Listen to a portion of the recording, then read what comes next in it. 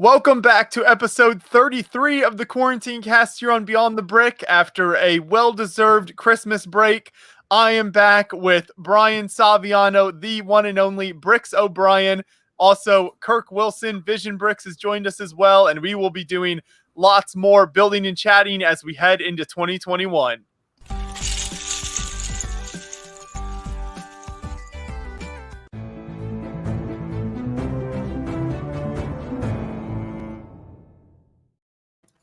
Thank you to everyone who is joining us for our quarantine cast here today. We're very happy to be back. It's been a while since we had a chance to chat with everyone. I guess really the 24-hour live stream was the big sign-off, wasn't it, Brian? Yeah, it was.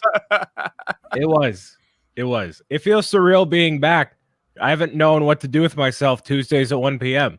I know. It just became such a go-to event. You probably had like a nap time or something then. Yeah. Well, nap time is scheduled after the live stream, a little bit before the live stream. So I really just got another 8 hours of sleep, or I tried to. But, you know. Yeah, that's you know how it goes when making content, because you're just always doing something. But you actually don't, because you went to Florida and didn't do anything for like a month. That's true. I very much enjoyed the break.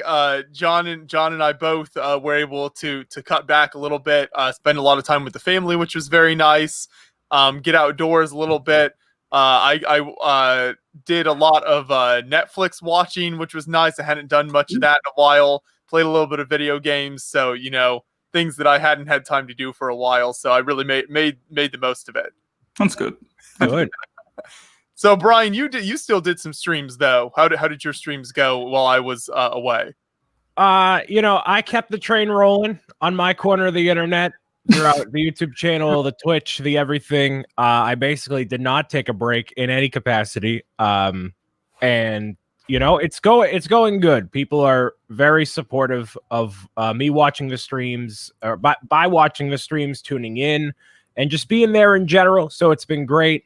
You know, got a couple of curveballs toward the end of 2020, just like everyone else has. But, you know, I made the best of the hands I have been given, and I'm looking forward to a much more optimistic 2021. So here's hoping, you know. There you go. Yeah, we here at the Beyond the Brick HQ started the year losing power for 3 days due to a big ice storm that came through, and then it dropped branches all over, and some of those branches decided to fall on our power lines. So today is actually the first day we've had power in like 4 days here. But luckily everything's back on. No big losses or anything. So just had to wait for the power company to come out and fix stuff. But it's good that it got back on. I was messaging Brian yesterday. I thought we might have to skip today, but you know, they came through for us. Rocking till the wheels fall off, Joshua. That's exactly right. How about you, Kirk? How was your December? My December was good. I was able to just kind of take a break from working on content for the most part.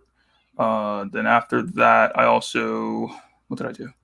I announced that I am bringing back actually my build series for building the Marvel Universe. So that's starting very soon, actually.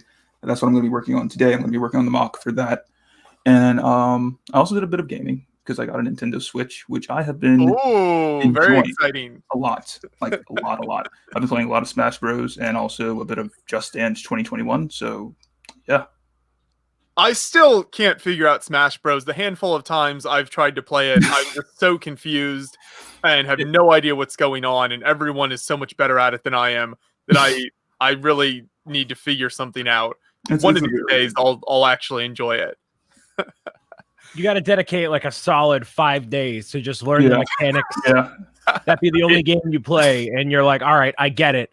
Once you apply one sort of button input combination for one character, you can kind of translate it to others, but then they jump different heights, and then they have different ranges and different grabs, and it's a whole.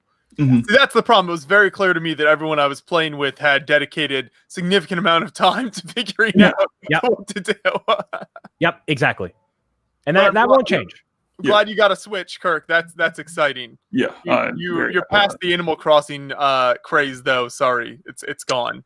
Yeah. I don't know when I'm going to get Animal Crossing, actually. I actually want to try it out because I've never I don't think I've ever played any Animal Crossing, actually. I don't think I have. So maybe. It won't be a game for you, I don't think. It won't be. What do you know, Brian? Brian knows you so well. No, this is everything I have to deal with this guy. Why is it that you must decide what's right for me and what's not right for me, Brian? He knows what's better for you than you do, Kurt. I don't get it. What are we building today, kids? What are we building? Oh man, What do we got? I don't know. Okay, before we get to that stack of sets next to Brian, here's what I've got. Jealous. Chinese New Year set. So I've got this one and one other one. So I'll start with this one today. Try to finish this. Shout out to Lego for sending these over. I have not built any of these sets before, so I thought I'd give it a try. Have some stuff for the live stream, and it's very appropriate this time of year. We're heading into Chinese New Year, so I think it's a good time for this. So I'll crack this open. I'm very jealous of you. I have this stack of 4 Harry Potter book sets that have been sitting in my office for well over a month. I said to Timmy, hey, do I build these? Do I do a review on these? And he's like, nah, we'll just let them sit for about a month until the quarantine cast is back. And I'm like, thanks, John. So they've been sitting in my office, and now I'm going to build them. Hopefully all of them. I have been building a lot of other things that have been flowing through the office. There's so much to talk about, gentlemen. I am so overwhelmingly excited, including a couple things about this guy back here. Oh, so Oh boy. Shout out to Lego for the hookup on a variety of things. But who's this? Hey, got Matt. There he is. What's up? How we doing? Doing good. Hey, Matt, it's good to see you. Thanks for joining us for our first episode back here. Of course. I was supposed to work, and I said, the boys are back. I can't come to work. What are we doing? Come on. I was going to say, you're not working for a change. You're actually here. I know. It's crazy. Craziness. Dang, he's taking a break from getting the bag to hang out with me. Thanks, Matt. Well, I saw in the tweet it was awesome people and then Bricks O'Brien. Right. Right. You just got to put the shiv right in a little bit before you slide through the. Okay, I got you. Oh, I like that backdrop, Matt. It looks good. They're nice lighting. Yeah. That's Thank you. Yeah, we got some nice sets here. We got some of my. It's inverted. Hold on. We got the corner garage. We have the bookshop. Some modular sets. We got the old Yoda with some of my nice holiday sets here. The Elf Clubhouse, the Charles Dickens, and I actually just finished building the haunted house here, which was pretty cool. And then got some nice other little trinkets there. So it's coming along. It's a nice little backdrop. I'm happy with it. Nice. That's right. Shout out to everyone in chat and everyone watching, especially our single Twitch viewer at the moment. Hey, and Alyssa, Happy New Year Beyond the Brick. Happy New Year to you, Alyssa. Glad to have you back as well. We got Mr. Hinkle Draws. Kevin is stopping in. Kevin says, I was just about to inform Matt that we're kicking off the new year with roasting Brian. I thought that was just a year-round tradition. Are we just doing that at the beginning of the year? Listen, I may have lost. Hold on, I may have lost control of my life toward the end of 2020. My hands are getting back on the wheel, metaphorically and literally. Okay? Taking this car back into control after losing control. Well, I didn't lose control. The minivan that rammed my car lost control. But anyways, we have a lot to catch up on, lots to unbox and unfold. I know I'm going to crack this open. Matt, why don't you tell us about what you've been doing recently while Brian and I open our sets here? Sure. I mean, like everyone, I've been just sort of hanging out the holidays. Some of you may know about a week ago, I just finished my first ever charity live stream. I was inspired by the Beyond the Brick 24-hour. I knew I couldn't quite do a full 24 hours, so this year we started off a little small. We did like a 6-hour stream. It was a charity fundraiser on my channel. We were raising money for the Pediatric Oncology Treasure Chest, which is basically organization that gives toys and collectibles and stuff like that to kids. It was a lot of fun. My co-hosts were David from Solid Brick Studios and his girlfriend Meredith, which was really nice. So great, fantastic, entertaining co-hosts. And in the end, we ended up raising like $1,600, which blew my initial projections out of the water, which was great. But other than that, I've just been hanging out, enjoying the holidays, enjoying my few weeks off of school before we get back to it. But yeah, it's been fun. Actually, like Brian, I have some Harry Potter sets. They weren't sent to me, but I did buy them a few days ago. We got the 4-privet drive. This guy right here, big Harry Potter fan. I'm thinking about doing a little Harry Potter marathon in the next few days because I'm off a little bit. So that's pretty much what I've been up to recently. Man, if it's any compensation there, I didn't get sent those Harry Potter sets. So it's not like I got sent these ones, but not those ones. There you go. So, I don't get all the cool things. Sorry, we do our best, Brian. No, I know, it's fine. It's fine. JD Network says I got a notification and it sent me to this. What's happening? Well, this is the quarantine cast. We don't know what's happening. You're watching the best Lego content you're going to see until you turn off this stream and go watch David Hall. That's what you're doing. All right? I wondered which direction you were going to go in. Yeah. I was curious too. I'm like, who am I going to publicly call out for the first time? Who's first on the chopping block?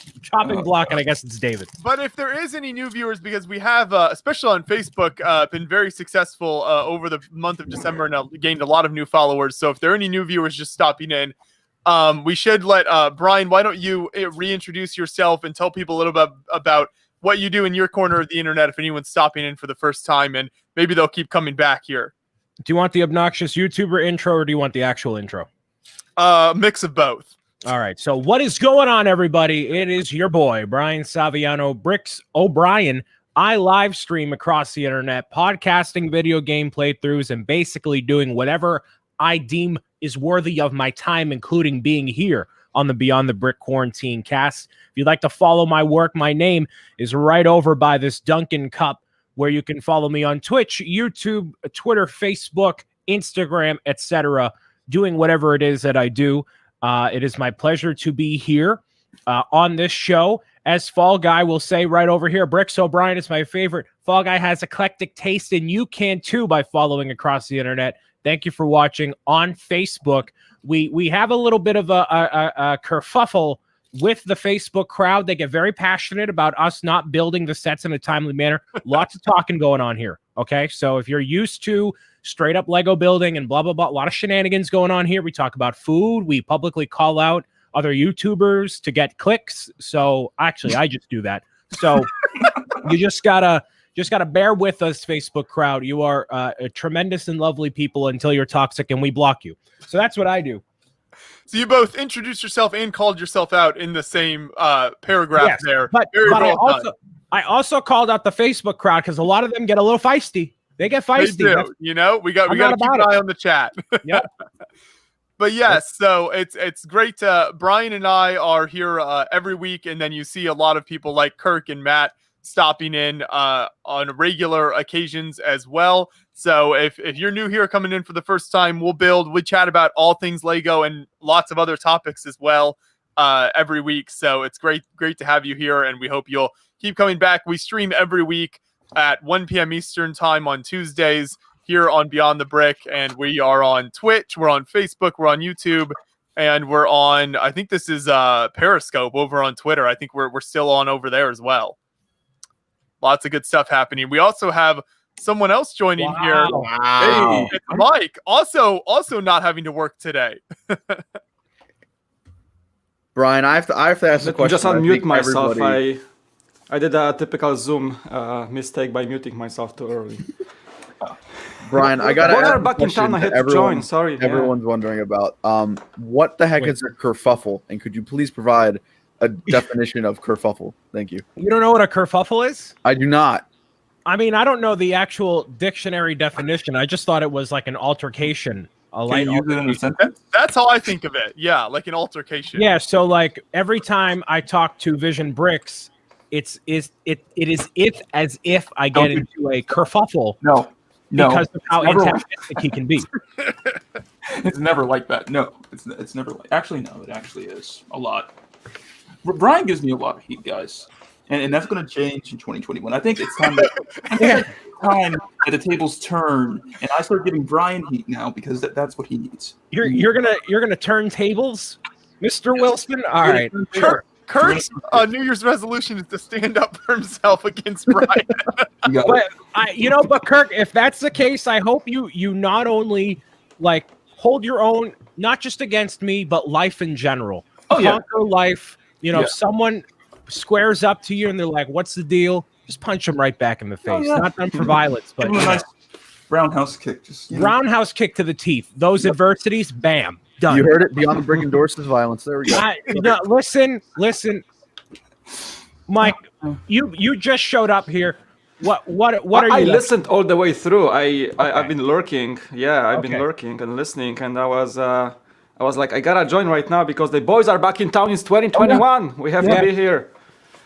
That's Matt, right. I just saw Matt joining. Like, yeah, I gotta join, man. It's the first of the year, of course. My resolution for this year is to show up more online. hope so. So here is my first action towards that goal. How has your December been? What kind of content were you able to do, or was it just taking a break? What went on for you? Actually, Joshua, it was because I moved in November.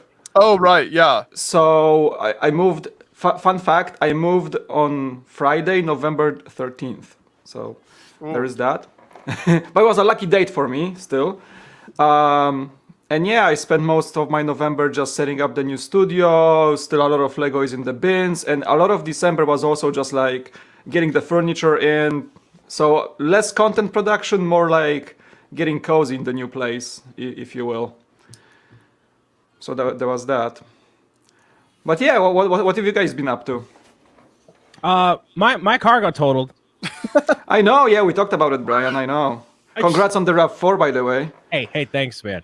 Yeah, that's the thing that kind of hit the roundhouse kick to the teeth for me in 2020 was that. Not to dwell on that too much. I do have a new vehicle and everything has worked itself out, but I sent Joshua a Facebook message when it happened, and I was like, hey, so I don't have a ride to the office. These Mario reviews, man, I don't know when these are going to happen. And he's like, don't worry about it. And I was like, well, okay, you're fired. I mean, there's we have no other option. This random lady that decided to ram your car, she's the one responsible for you getting fired. Goodbye, Brian. Yeah, we have a zero excuse policy here at Beyond. That's incredible. You know why that's incredible is because you let this program go on so long. You miss one day at work, you're out, man. Jeez. We need to address some of the chat comments, particularly this brilliant idea from Joseph Zawada. He wants 2021 to be the rise of Kirk. That Kirk challenges Brian to pay-per-view boxing. Yes. oh god. Oh my! I think me challenging Kirk on any form of a national stage would be beyond exciting. If there's whether it's a boxing match, if we want to go to the golf course and take care of this, whatever it is, I'm ready for it, Kirk. Let's go. Jeff has some good tips for you, Kirk. Kirk, keep a fork on you. That way, if you're about to be robbed, you can pull out the fork and say, "Thank you, Lord, for this meal I'm about to enjoy." Street smarts. Big brains. Oh wait, hold on. Alyssa has a good comment. Andres has to announce it if it's a boxing match. Yes. He's like holding the mic and the mic attached to the Ladies and gentlemen, it's so good to see all of you here from Germany. Let's get ready to rumble. My name is Andres, and please go to zusammengebaut.com for all of your Lego news. And he just makes it about him for 45 minutes, and then he introduces the show. Yes. Oh, man. We also have to address, because Kevin has mentioned it twice. Brian, why are you here? Because you said in 2020, 2020 was going to be the end for Brian, you. You said, you're not here. Why are you here? You're not supposed to be here. It's an existential question, Kirk. Go away.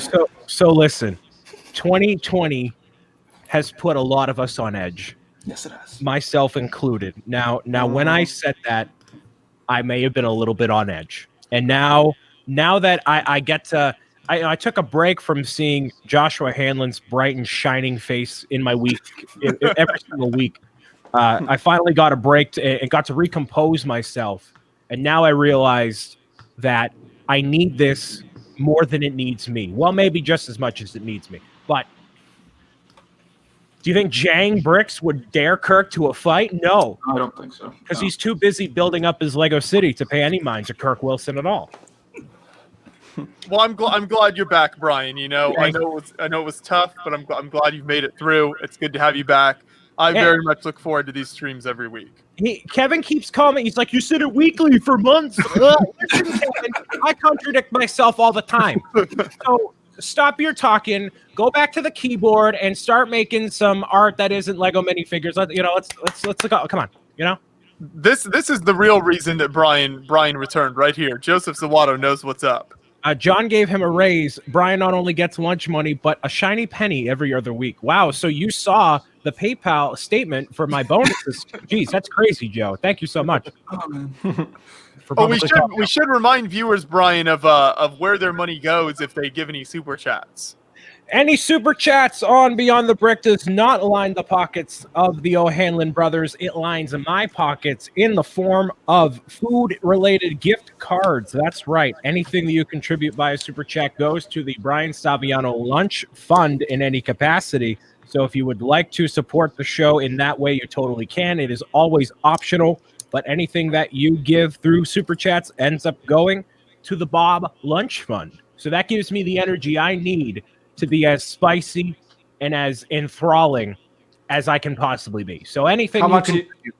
How much is reserved for spicy pickles? That's the most important question. That is a good we gotta know, man. Like, do you buy like 5 jars a week, like 10 jars a week? Dude, we gotta know. I mean, I don't have any important. spicy pickles on me. The last ones I threw out because they were getting old. So I'm waiting on a new spicy pickle shipment. But if someone donated or tipped rather, like $100, I have hot sauce that I could down. So okay, you heard it, chat. How about you don't hurt Brian with your tips and you just help him have a more successful day? Yeah, you could do that, but that's not as funny. Nowhere near as funny. I just want Brian to enjoy his life. That's all I'm looking for. I wish I could enjoy my life too. Thank you. Here we go. We've got our first one. Hey, I'm McRib. First super chat of the year. Buy a McRib on me, Brian. I've never actually had a McRib. There's a lot of talk about these McRibs, but I feel like I don't know what to expect with one. John and I just had one yesterday. Actually, they're not bad. They're pretty good. I enjoy them. Also, there was some article that John was telling me about recently that you're supposed to buy them because they get all of the meat for those from Indiana pig farmers, and so you're supporting the local farmers here in Indiana if you buy those. Cool. Very nice. Okay. So there was a lot of things that have happened over the course of this break. Lego announcements, Lego debuts, Lego rumors of the whole man. The whole those kids won't shut up. Let me tell you. Man. They keep talking. Lots of stuff to go over. Oh, we have another one. Noah was asking about the basement. I live in the basement right now. That's where I exist. My mom's basement. That's where I make all my content from, except this. I go to my office for that one. I have not heard of them, but thank you for the $5 super chat. I will try to get out of the basement and be a more round human being. Yes, there's the big one of the big rumors is the new Death Star set, isn't there? I'm sure Matt, our resident Star Wars expert here, will have some. Oh yeah, you post a video. Our good friend Andreas started that from what I've seen. So supposedly there's some kind of $800 Death Star set coming. Oh wow! Yeah, rumored 11,000 pieces, rumored to be the biggest set, which is kind of funny because we just had the next quote biggest set on Black Friday. So we just had this conversation about what can top the Colosseum. Right, Yeah. Brian made a whole video about what the first set of 10,000 pieces might be. Even on one of my live streams, we had this 30-minute long conversation. Chat was just throwing ideas. What could possibly top the Colosseum in terms of object, and everybody was like, "Yeah, it should be a Death Star, a bigger one." I know you wanted it to be Peach's Castle, Brian, but that's not happening. No, I knew Peach's Castle wouldn't be the top of all time. It wouldn't be. Even I can temper my own expectations like that. But then, We have one more from Jeff, by the way. please buy a salad for the love of God, Jeff. That's a lot of talk coming from you, Mr. Buying what is it, Domino's? Whatever pizza chain you have. But I'll consider it. Thank you. So my question with the Death Star, I did not get a chance to watch your video, Matt, but They already have that $500 Death Star right now. I think some of those kids are saying the Death Star 2, but I don't think they would have both on the same out at the same time, and then like 11,000 people for just I don't know. As far as I'm aware, the current $500 Death Star, the one that comes with all the figures, I believe they're no longer actively making that set. So I think whatever you see, this is rumor. I'm not sure if this is 100% true, so take it with a grain of salt. Oh, really? But as far as I know, I believe the $500 Death Star, I think it's whatever's left is left. I don't think they're making it. If someone in chat wants to check it on the LEGO website, see if it says out of stock or temporarily out of stock, because that's usually a pretty good indication as well. Well, but right now, literally everything is out of stock. Yeah. That's also a great point because It's crazy. Everything is went gone. crazy this year. But I'm with Brian. I mean, I'm thinking if it's going to be $300 more than the $500 one that's out right now, what more can they put? And I'm thinking you have to cover the exterior of the Death Star. So I think it's going to be more along the lines of a display like the older Death Star 2. I'm hoping it comes with a couple of exclusive minifigures, which would be great. But I mean, $800 is a lot of money, which also brings me to my next idea is that are they possibly retiring the Falcon then? Because are they going to have 3 $500 plus Lego sets? I mean, I guess they already have, but it's kind of weird if you would see like the Falcon, the Star Destroyer, and then an $800 Death Star. That's a lot of sets that are very expensive. So I'm not sure what they're going to do with that. Before we move on from this, we should get there he is! Studios. Oh, look at this Hello. guy. I heard Hello. Brian talking about the Death Star, and I had to come in. You got me, I okay? was like, where's the email with the link? Quick. I heard Brian spouting some nonsense about Star Wars again, and I had to come in and correct it. Well, if there's anyone I'd want to correct me, it would be you, David. So hello. Hello. Happy New Year, David. I'm doing good. Afternoon, everybody. Sorry if you hear a little whine. It's my dog Oakley. Show the puppy. It's just my adorable puppy. Never mind. Show the puppy. No, I don't want to stir him up again. He was just stirred up. But so what were you guys saying about the Death Star? So Matt was thinking it was going to be a covered up Death Star, and if they were going to retire the Falcon or the Star Destroyer or something, because an $800 11,000 piece Death Star makes sense. And would they do the Death Star 2? I don't think they would do Death Star 2. I mean, I think people really like the figures in the Death Star that's out right now. Like, that's a big draw, but that's where we're kind of at.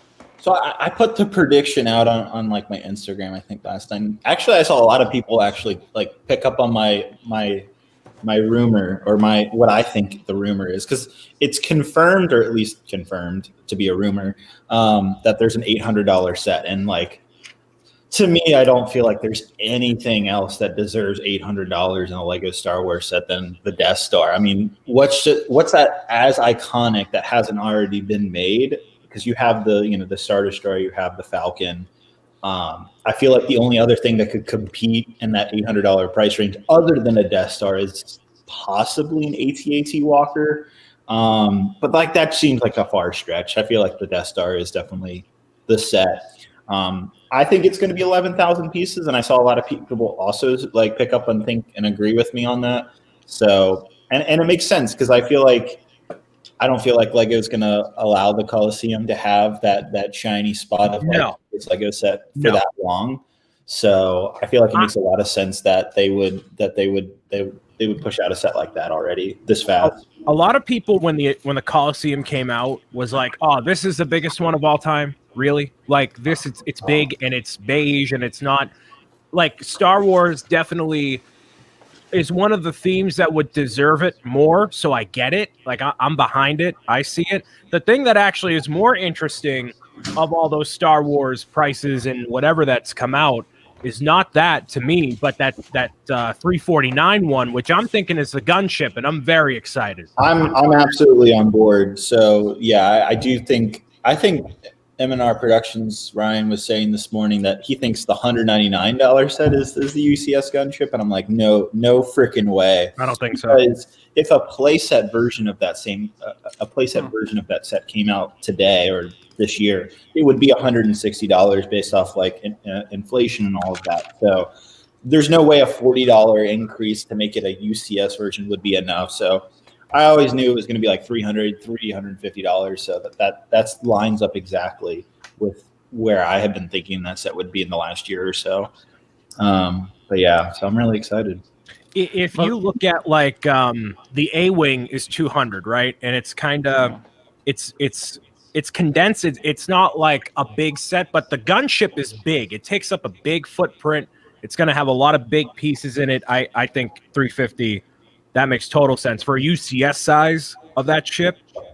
Yeah, it's going to be like 4,000 pieces, I imagine. Yeah. It's a sizable ship when you build it up. Yep. So I'm excited. I'm definitely excited. Again, this is all just rumors. Nothing's confirmed. I did also, you guys were talking about sets out of stock. I found out from Lego today that their production facilities are at 100% capacity right now. So what you're seeing out of stock is actually pure fan demand. Right. Yeah, it's crazy. I mean, it seems like for months now, they haven't been able to keep anything in stock. There's just been so much demand, which I guess is good for Lego. So it's a good problem to have. It is a good problem to have, but it also is just like frustrating. Yeah. I was looking through the shop home just this morning. Every single idea set is out of stock. Every single architecture set is out of stock. And in the creator expert theme, the Colosseum is the only set that is not out of stock. I know, I'm shocked by that. I can't believe like the bonsai tree and the flower set, both are out of stock. Not even like on order. Did you guys bonsai get it? Tree is a good set. Okay. Do you guys have that? Did you guys get the bonsai tree? I did not know. I missed out on this one. I got it after it went on back order. No. Actually, I remember I got the bonsai tree when it was available, but I waited on the flowers because they're like, nobody's going to buy Lego flowers. Goes out of stock. And I'm like, oh my God. So I'm like rushing to Walmart.com. It's available there in Barnes & Noble. It's out of stock there now too, by the way, which is just shocking. So I ended up getting a copy from Barnes & Noble, and so that's on the way. But that's just ridiculous. Like, is it that high of demand? Like, oh my God. It is. I went to a Lego store yesterday, the one that's usually very stocked, the one in San Diego, and they literally had to like 5-fold or like 10-fold sets on the shelves to make it look not empty. It was like the Star Wars section was like a big chunk. They could have just like put a poster, they're like out of stock. It's crazy. So the creator section, they had maybe a few of the haunted houses and a few of the Mickey art sets, and they just had to stack them like in different places on the shelf so that the wall doesn't look empty.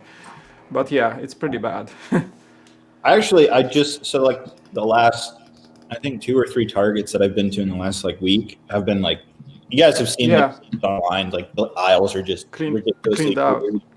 I heard people saying that Walmart's canceled their Lego aisles in certain cities. They just removed the Lego aisle. The branding, everything is gone. Just put like other toys, and there is no Lego aisle in some Walmarts. Like temporarily, or I guess because they had no stock. It would be like either an empty aisle with some Lego logo on it, or just a filled aisle with different toys. So some Walmarts had to cancel some just like branding of Lego for now, I guess, until they get the stock back. Yeah, so I actually went to my Walmart, and oddly enough, they had almost every set in stock, like all the Star Wars stuff, all the creator stuff, all the Harry Potter stuff, everything. And I was just like, this is weird. So here in San Diego, everything is gone. I was shocked. Like they even had 501st sets on the shelves, and I was like, whoa, this is weird. How many did you buy? I was thinking about buying all. There's 5 of them. I ended up just picking just up 5, casual 5. I know my local Lego store is not, it's stocked up, but the bigger concern is the line. On New Year's Day, I went and I thought I would go and show up for 20 minutes walk-in and whatnot. I was in line for at least a half an hour, and the line wrapped all the way around and around and around. And that's going to keep happening, obviously, for the next couple of months. Hopefully that doesn't happen for too much longer. But, with the newer releases too, what they always do at a Lego store, and I know Mike and Kirk, you guys know this because you worked at a store. Like, you know, you get an initial shipment, and then people are like, oh, but where is it? Is it coming back? When is it coming back? And then there's like a gap week, and then the next week it comes back, and then and then it's steady. So like, now that all the usually in a normal time of the year when there is nothing happening, no pandemics, all of a sudden, you know, usually you get restocks every week. But you know, since Lego has production capacity maxed out, and I know I still am friends with the manager at the store I worked at, and I just stopped by yesterday to see if they have anything in stock from the new stuff I can buy, but they were empty. And he said that basically, yeah, they would call, you know, order restocks, but the warehouse is like at capacity with queuing orders for a few California stores, and things that would usually come in stock in like 1 or 2 weeks take like 1 or 2 months right now in SoCal. So it's pretty crazy. Like they have to like fight with other stores to actually get anything in stock. And of course they do have people coming over and asking like, hey, where is it coming back? And they just like, usually we would tell you, but now we don't know. So it's it's good for Lego. Obviously, I want to see the numbers when this quarter wraps up, because Lego probably, it's still like the high sales will be still December. So I guess Lego will share the numbers like in their shareholder call. It's not shareholder like earnings call soon. So I want to see those numbers. Usually the stores get nuked every Christmas. It's like they're done. But like but they got nuked and pandemic and all those things together this year. So all the new things too. It's a perfect and the big thing. and a plethora of very attractive sets as well. Yes. So basically Lego had all of the eggs in their favor in one shot, and they're like, we're not used to this. And then, you know. Did any of you pick up 2021 sets? Other than including review copies. Hey, you two solid bricks, and Matt, you're going to be proud of me. Mr. Star Wars fan #1 picked up this set over here. Oh, and TIE Fighter. Like okay. And I looked at that TIE Fighter like, why does he have a TIE Fighter? Right. And I also picked up the X-Wing, which I have over here. I'll grab in a second. How do you like these? So I picked up those two on January 1st because I was interested by the scale, and you know, like I watched your videos, David, and you only get so much out of it by looking at it on a screen. I'm like, all right, let me see how big it will be for me compared to what I have here in my hands and playability and all that. And these sets right here are some of the best Star Wars sets that have come out in recent years, in my opinion. Wow, really? That is interesting. That's big coming from you. Okay, right, as Star Wars fan #1. So let me grab the X-Wing, and you guys can share your thoughts too. Hey, David, since you're here, I kind of want to ask you, because I watched your Colosseum review, and you were raving about it. Yeah. Like, is it really that good? Like, because I was talking to my wife, because they had this one Colosseum in the store. I was like, should I get it? I didn't get it eventually, but like I remembered your review, and you were really raving about this set. Like, I don't see the appeal still. Like, how can you like explain it to me? So, I mean, I feel like, okay, I build a lot of Lego sets. Yeah. I feel like I do. And I really surprisingly enjoyed the building experience of the Colosseum, even though it was so repetitive. So it didn't feel like tedious or repetitive, like to you too much? Like, how do you? It's the type of build where once you just get in the flow of like, okay, build, and you start to like see it kind of come together, it makes it more enjoyable, I think. And so as that was happening, and it's all brick building, like there's barely any Technic in this. Gotcha. And okay. I think that was really enjoyable. Is like just you're building these really cool archways, and then you're kind of putting it all together. It's just this really satisfying, like climactic build where you're getting bigger and bigger, and it's getting better looking, and you're like, right. Oh. So you don't have this moment when like sometimes I get kind of like not necessarily negative about a set, but I don't like these moments when you have a flow of stacking bricks, which is like super relaxing and easy, and now you boom, like you're hit with some like function of the set, which is like a very elaborate Technic design inside, and then you just have to, oh my god, I gotta switch to Technic mode right now, and then you come back and you have like another like 10 bags left of bricks, and then another Technic hits you. Like, I don't like these moments because I'm not the biggest fan of Technic, building. I like the sets, but like sometimes the process is not most enjoyable. So when a set is really good and I have this flow and like, oh my god, now I have to like spend an hour on this technique bit, like, you know. So I think like that's why I understand from your review and from your liking that the Colosseum doesn't hit you with that. You just like stacking bricks and like seeing the set grow, right? Exactly. That is that's cool. That is the best compliment I can make about the build process. And then I've had a few friends over. Obviously, I can't have everybody over because of quarantine and pandemic reasons. But from the family members and friends that I have had over in the last like couple weeks, they all immediately like their eyes drawn to the Colosseum, and they're like, "Whoa, that's awesome." But yeah, I think its strong suit is definitely as a display piece. So like I have mine on display back here behind me, and if you have a cool place to display it, definitely that's a big part of it. If you don't have the space or a nice spot to display it, then I think it loses some of its value. But if you have somewhere to put it on display, I think it makes it much more worth it. So I'm actually going to be replacing. You can see it right here. My Sydney Opera House looks puny on this little table right here, and so the Colosseum is going to be here. I have the Eiffel Tower, which looks really good right here, but not so much with the Sydney Opera House. So I think the Colosseum, when I bring it up, right now it's down in my Lego room, I think it's going to look really good right there. And this is in my living room, dining room area. Yeah, that's cool. Hi, Wax Bricks in the chat. Hello. So I want to talk about these things here, okay? So the reason I want to talk about them, as a non-Star Wars, fanboy, I do not actively buy a lot of Star Wars sets ever recently because a lot of them are repetitive. Obviously, we've gotten a bunch of X-Wings before. A lot of this stuff hasn't caught my interest, but because of the scale of what this is, it's $50 for this. It's 500 and something pieces.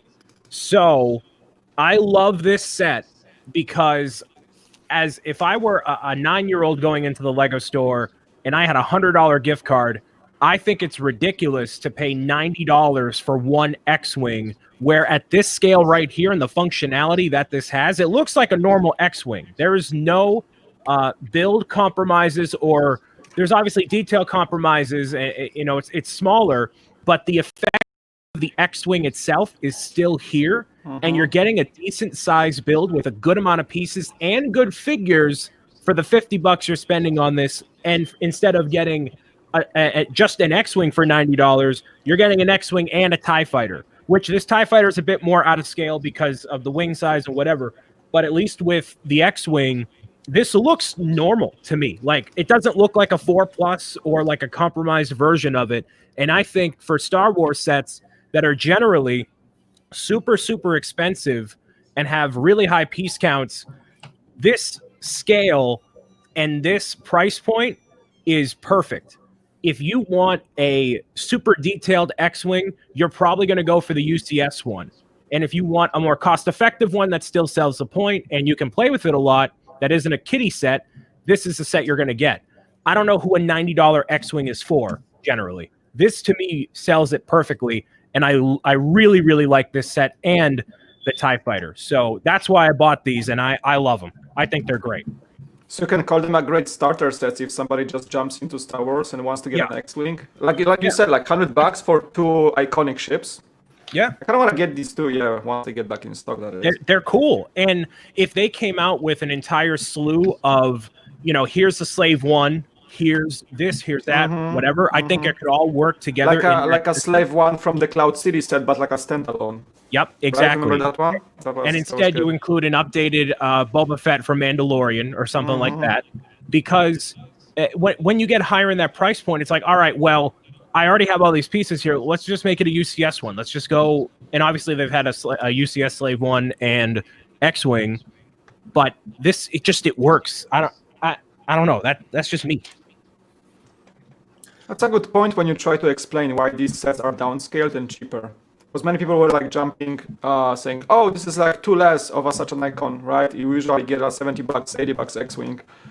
Right. And now people were like, "This looks too simple. It's like it doesn't do the set justice." But like if you think about it, Lego made tons of X-Wings, and they were usually bigger and more detailed. So this is a new try to get such an icon in more people's hands, I guess. And I can feel you that way because it's cheaper, it's more affordable. A kiddo with $100 in the pocket, can totally get it. Yeah. And to me, Good point. if you want all that more detail, then you're going to go for a more expensive Star Wars build in general.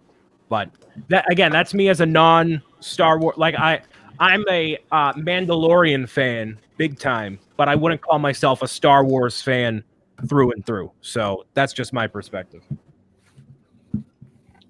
So, like, my issue, I originally agree with everything you had to say, Brian. My issue is after having a couple days with the X-Wing, and this was after I made my personal review on my channel, I realized there is some pretty big compromises you're making in terms of actual durability of the X-Wing. Specifically, if you pick it up by the nose piece, that 2x6 tile comes off almost every time I pick it up. And that's kind of like a minor flaw. It just kind of depends on how you hold it. The yellow one? Yeah. Every time you pick up right there, your thumb tends to like grab it. If you like hold it like that, it always tends to pop off. And it really gets to me sometimes. Like that. And it just depends on how you hold it. But it tends to break there. And then the other thing that also kind of bothers me is that foot doesn't retract. This connect. I will say that you're right. This foot connecting right here is such a weak. Like there's nothing. You there. just have to take it off at that point, but then like you don't have like something to support the front, so it's like really weird. And then while they went with a new Technic design in terms of how the wings open, and it actually works pretty well, they don't stay open. Like they immediately retract if you just start kind of moving it around. Like if you're swooshing it like a kid would, it immediately starts to slowly creep back into its normal mode. Right.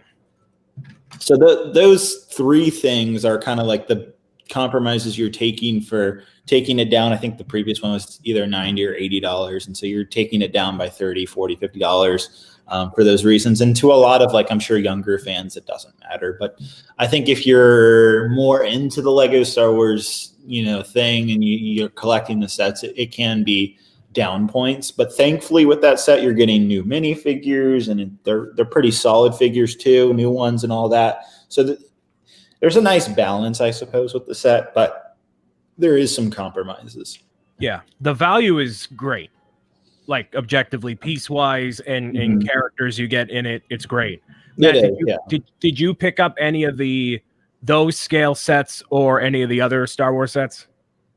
Well, I have the 4. Those were sent as review copies, but I haven't picked any. I didn't buy any of the new sets because I didn't feel like I needed any more than I already have. Right. I know there's a few other sets they're supposed to be releasing in the next like month or two, but I think that's about it. I don't know. This Lego Star Wars wave for the beginning of this year is pretty weak, but thankfully, as we were talking about a little earlier, I think the summer fall wave is looking to be a lot better, a lot more adult focused. Yeah.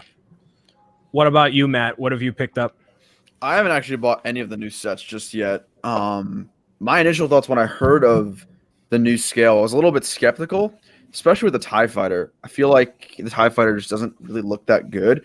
But with the X-Wing, I actually think it's a phenomenal choice because I really can't, from the naked eye, I feel like unless you're really looking at some of the techniques and the functionalities with the X-Wing, I feel like it just sort of looks great. And like Brian said, I mean, for $50, you can't really go wrong. I mean, I think it's a great set. The fact that it comes with so many minifigures for a $50 set and a pretty solid X-Wing is pretty good. But I haven't had a chance to pick up any of the new ones yet, so I really can't say too much about it until I, get my hands on them and build them and stuff like that. One of the nice pieces of content I was able to enjoy over December break was the second season of The Mandalorian. So, Brian, what were your final thoughts on that, the second season versus like the first season, and do you like where the show is headed? So we won't go into spoilers. Not that I think we're past the point. If you haven't watched it yet, that's on you, right? Because it's been out for a little while now. But for the sake of it, I won't talk about the ending or anything like that. Again, as a non-Star Wars fan, really, I thoroughly enjoy The Mandalorian Season 2.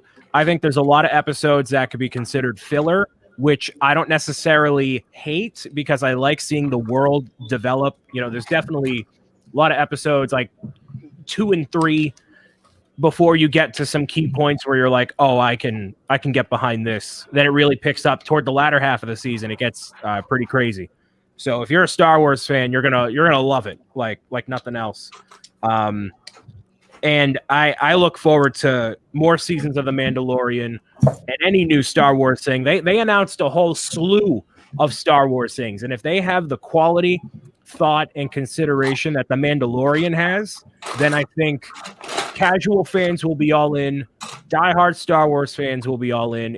You get more content more frequently, and of more situations that haven't been explored before. So it's a win for literally everyone, and they make a boatload of money. So Disney has no reason not to do it. So I'm good on it. I'm all good. I'm glad you enjoyed it. That's good to hear. I thought it was good. Yeah. As just a very casual Star Wars fan, I definitely enjoy it. Yeah, I'm glad there aren't like too many episodes every season too, because that's always my struggle with any TV show is just keeping up, and I usually don't end up finishing them. So the lower number of episodes is very nice. And as Brian said, some of the episodes felt like fillers, but I felt more like the story of Mandalorian in the second season especially was like this quest line from an RPG game. Like, okay, I'm gonna go to this planet, to this city, talk to the NPC, get a quest, go slay the monster, come back, pick up the reward, whatever, do some favor, go to the next planet, go to the city, talk to the NPC, get a quest, and so like it felt like I'm playing The Witcher 3 all over again, and it's all the same. Like you just go to one city, pick up a quest, go slay some monsters, come back. Mandalorian felt the same way, with some exceptions, but I enjoyed it because of world building, new characters, some of the great appearances without spoiling too much. And a lot of cool just concept art I did enjoy, thanks to the just jumping from planet to planet. I think that's the whole strength of the show, pretty much.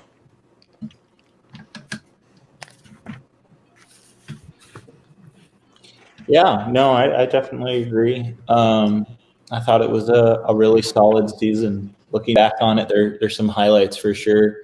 It's weird where they're going. They're going to have like a mini series for an in between the second and third season. That's going to be based off Boba Fett that comes out this year. It's weird to say this year now, but it's going to be December this year. So that's exciting, but it's kind of weird. It's like they can finally justify Boba Fett being cool objectively instead. Since we're talking about Boba Fett, because it's pretty much not big of a spoiler. It was known for months that he's gonna come back. How do you guys feel about his comeback? Like, it's like the biggest Star Wars comeback I remember. I'm game. I'm always been of the opinion that Boba Fett is like how that happened. He was kind of super overrated. He dies in a pit. And then, he comes back out of the pit and he's a whatever in the Legends series. But like, I want to see it in motion. I want to see it on a screen. I want to see it on a big screen. And now we saw it. And like, there's key episodes in Mandalorian where he pops off, and it's like, all right, that's the Mandalorian that people have been talking about for decades. And now it's finally come to fruition. I'm in. I don't know if you guys have seen it, but Disney Plus put a little mini documentary of making the second season of The Mandalorian.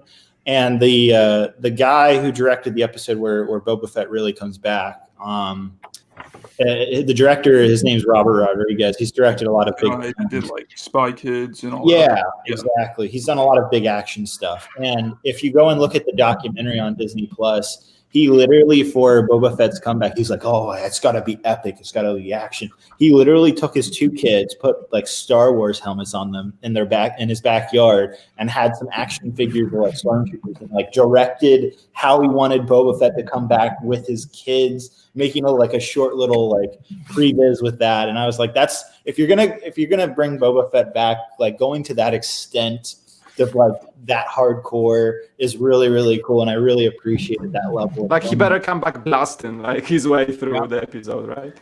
When you're dealing with Star Wars, you need people that are that dedicated and that excited about the project to be involved. As important as it is to have a unique perspective and tell a different story, like you want someone who's going to play with action figures and recreate or try to create the scene. Looking at you, Ryan Johnson. I mean, listen, I don't. Hey, everybody has a different story to tell. I wasn't a big fan of The Last Jedi, personally, but I'm a very big Mandalorian fan, and I trust Jon Favreau and Filoni with my life. Undoubtedly so. Those guys, they know what they're talking about. Absolutely. I'm looking forward to 2021, even though we're already here in the year. Let's hope it's a year that we can still, keep optimistic and, have dates for things to come out. And Joshua, what are the big plans for Beyond the Brick in 2021? Attend at least Come one back on Lego the show. convention trail. Attend at least one show. That's our goal. Right. Oh yeah. And he hasn't announced this yet, but for the 24-hour stream, they're flying us all out to Tahiti to be live on set. Oh yeah, I forgot about It's that. going to be Yeah, thank you 24 so hours much. on the beach. Brian will be DJing the full 24 hours. Yes, beach sir. party. Yes, sir. Yes. I'm just gonna hang out in the background. That's fine to me. What Matt and I were talking about this last night, actually. But what do you guys expect the first Lego convention to come back is? Is it going to be Brick World or Brick Fair Virginia? Like, what do you? Because it's possible for one of them to come back, but like, is Brick World too soon in June? Is Brick Fair like right at the right time in August this year? What do you guys think? I mean, I'm definitely hoping for Brick World, so it's hard to separate what I'm like hoping for versus what might actually happen. I mean, it seems like there's a good chance by June Brick World could happen. I mean, based on like vaccinations and the way everything is going, assuming that stuff continues to be effective. But yeah, it is hard to say. I'm just going to continue holding out hope for Brick World at this point. A big issue is not in that the vaccines aren't going to go out at the rate that they are. I mean, that is a concern, but also the public trusting going to a show of any sort of scale. So although Brick World, they might be open, how many people are actually going to show up? So one of the shows that's going to be scheduled for June this year, my favorite show of the year, PAX, a video game convention, is also happening in June. And the way I've thought about it, that show could have up to 80,000 people on a non-pandemic year. So the way I thought about that show is that it's going to happen, but at half the capacity, and then even half of those people may not even go because they don't trust it yet, international travel, etc. So it'll be a good con experience. They'll be able to handle it. Will it be profitable? Will it be effective? I don't know. But I think Brick World, Brick Fair, all of them are just going to be like, let's just try to get people in the door, see what happens.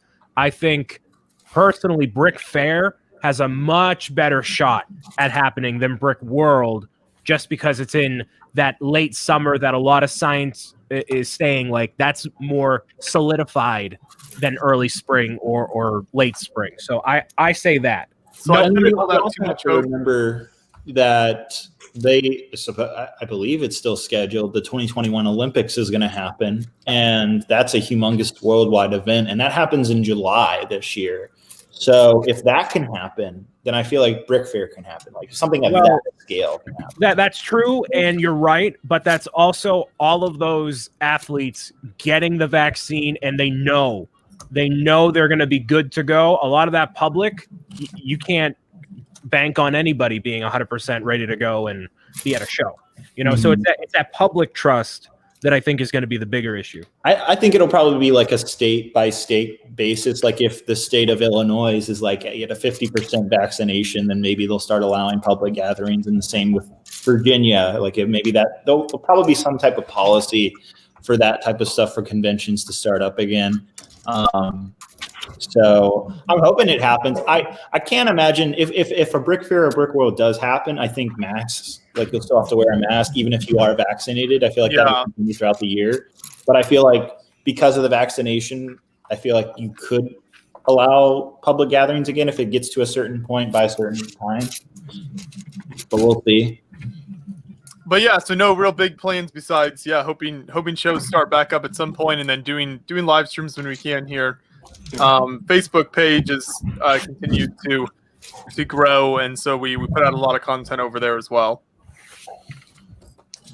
Well, I gotta head off, guys. I just wanted to drop in and say hello. I appreciate being on. I'll probably drop in at some point in a future episode. Sounds good, man. Good to see you. Talk Good to you to see later. Yeah. All right, see you guys. So, See ya. see you, David. Kevin says possibly the Olympics happening with no audience, kind of like NFL games and things are today. Yeah, Possibly. Yeah. I think they'll happen, just not at what we want. Unfortunately. I also enjoyed a lot of good football during our break. Watched Notre Dame squander yet another opportunity in the playoffs in football, so they're very good at that year after year. Some year, I hope they'll make it all the way. I wish I could comment on anything football related, but my Patriots aren't doing too hot, so I'm going to shut up. Yes, that's true. I guess Welcome it's to my world. I just don't watch football. I have no idea what it's about.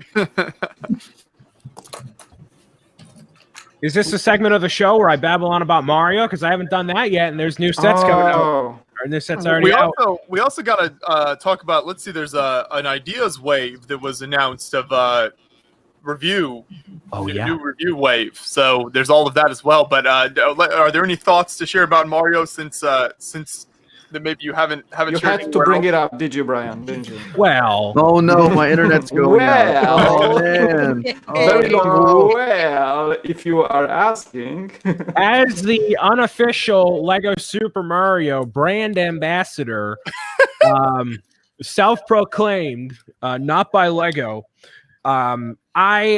King of the Peaches Castle. yes, basically. The new wave is out for January 1st. I did get all of the sets for review. I have done not only the review of the Master Your Adventure set, but also the ASMR content for Lego Super Mario Wave 2. Check it out if you want to. I had a lot of fun with that. In terms of what I think of the wave, I certainly hope to every star in the galaxy that this is the final wave of this play system, because when you look at all of the sets in the bays at the Lego store, it seems very complete in terms of what it is. And now that we've seen a holiday season go by, we've seen where people are landing on Mario.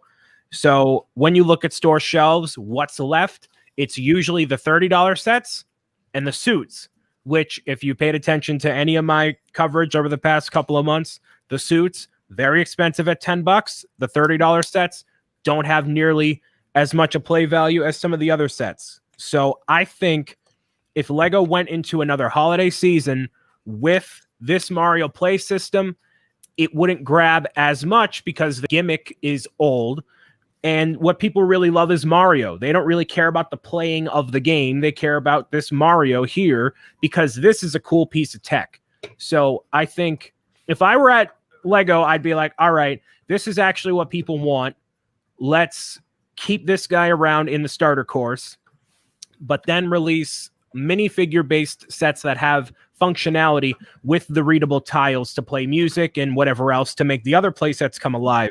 Because during the holiday season, you couldn't find the starter course. This was gone. And you could find pretty much everything else. So that is a very succinct summary on how I feel about it. A lot of the new stuff doesn't really move the needle because a lot of it involves playing the actual game. And if you're not playing the game, a lot of the value is like, so hopefully 2021 we'll see something besides this play system. If we see another full wave of like this play system, we'll see how I feel. Oh boy, wow, Brian, man, this is not looking good for you and your relationship with Mario over here. Me and Mario having a little turbulence. Oops. Well, no, I mean, I think it's still cool. I like what's happening here, but I'm thinking on a wider consumer market, right? Like when you have something like this, like the characters are cool. It's Mario. It's going to sell as much as it can. But in terms of having a line that succeeds year over year, you really have to push that needle and you have to get people really excited about it. And this is an issue that's plagued video games forever. Like some people will view Super Mario Odyssey, a game that you could play for literally 40 hours worth of content or more. And people are like, oh, that's not worth $60. That's not worth my time. So you have to really make it worthwhile when you're combining the Mario market with, Lego. So, I mean, the next piece of Lego Nintendo, whatever comes of it, which there's going to be something else. You're telling me Zelda's not going to happen? This year's the 35th anniversary of Zelda. Mark my words. All right, chat, you heard it here first. That's so exciting. I can't wait. That's going to 35th anniversary. All right. And what did they come out last year for Mario's 35th anniversary? Yahaha, right here. All right. So here's hoping. This is a year COVID, etc. pertaining. But that's what I think. That's what I hope for. If we see another wave of this, I might have to rewrite the book. We'll see. We'll see. Is there less interest in Wave 2? I know when we met up with Justin in Florida, he was saying like his videos and just seemed like there was less interest in the second wave. Because it didn't hit as much, because now we know Lego Super Mario is a thing. The main character, unique character drawn from the second wave is a Koopaling, Larry, where at first you had Bowser. Bowser is a much bigger draw than one of the Koopalings, a standard minion, basically, it amounts to. So, and there was no unique, it wasn't a catch. They need another catch. The NES, it's great. It's one of the best Lego sets that's ever existed. So they need something like that. And the way that they do that is with Zelda, in my opinion. Do you think it'd be Breath of the Wild sets, or would they mine the older games for content? I think for the 35th anniversary, well, it wouldn't be themed 35th anniversary, but I think they're going to come out with something pertaining to Breath of the Wild. Maybe a little bit of each, just to cover the bases. But Breath of the Wild is going to be the main one people gravitate toward because it's a newer game, and kids are excited about it. That's the only one I've played extensively, so I'd be disappointed if it wasn't that. Yeah, I think it will be, but I almost want to bank on it that it's going to happen. Hopefully by summer. The fact that we got Mario in summer and winter is good. More opportunities for them to come out, and now Harry Potter came out in winter too. So we're seeing, instead of Harry Potter being once a year, we're getting it twice a year. So more opportunities for things like that. Kevin says he's producing his first and possibly only Lego reviews if Zelda happens. If we have an opportunity to get the sets early, should you and Kevin do combo reviews together? Ooh. Or do you not want to share the spotlight with Kevin? No. I if there's anybody that I'd be willing to share the spotlight with, it'd be Kevin. That's it. The only one I'll share the spotlight with. Sorry, Kurt. Not going to happen. We would be all for that if Kevin's for that. Doesn't matter, Brian. I understand. Yeah. You know it is. Mm-hmm. I see. That would be very fun. So that's all I saw sparks coming from his eyes, but oh yeah, yeah. Mm-hmm. So I'll comment on the Mario diatribe for now. There we go. Kurt got his Ecto one, so he doesn't get. Oh yeah, I'm fine. Yeah. Yeah. Is that set still impressive to you, Kirk? It still is. It still is, and I still need to get the case for it so I can actually put it on display and not have it like covered up. But it's still. So, what are you working on? What are you working on, Kirk? What is that? So recently, before the year ended, 2020 ended, I announced that I was bringing back Building the Marvel Universe, which is my build series where I'll be collaborating with other mock builders, working on stuff related to Marvel, whether it be from comics, TV shows, or film. So what I'm working on right now is the Hall of Armor. So the character that the second episode will be based on is Iron Man. So I'm going to be working on the Hall of Armor, and then the other person I'll be collaborating with will be working on something else Iron Man related. All right, awesome, dude. Yep. Thank you. I think Jeff asked at the beginning of the stream, and I didn't have a chance to answer it, if I'd watched Ghostbusters over the break, and I have not. Sorry to disappoint you, Jeff. But boy. It still has not happened. So I will. You will be the first to know when it does happen. That's a good question. What did you watch on Netflix during? Let's see. So there's The Mandalorian. That's not on Netflix, but I will watch that. I started watching Avatar: The Last Airbender actually because I was like, I'm looking for some interesting things to watch. Brian and Kirk won't shut up about this. So if they're gonna keep talking about it, I guess I should watch some of it. Yeah. I'm only like 7 or 8 episodes in, so I haven't gotten super far into it. But it's good. I just haven't gotten. That's all I've gotten into it so far. But yeah, as the story has gone on, it's gotten more interesting. I'm getting more hooked as episodes go on. I didn't realize. I guess I forgot that it's like it originally aired like a show for kids, right? Yes. Yeah. Yeah. So sometimes because I feel like the storyline is sort of like an adult storyline in terms of like what's going on, and there's like battles and all this stuff.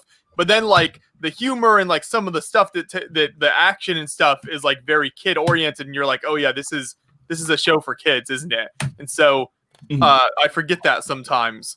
So it's a little weird, like especially the action and like the violence in it, where they keep it like super like kid friendly, is a little strange sometimes. But besides that, I'm enjoying it.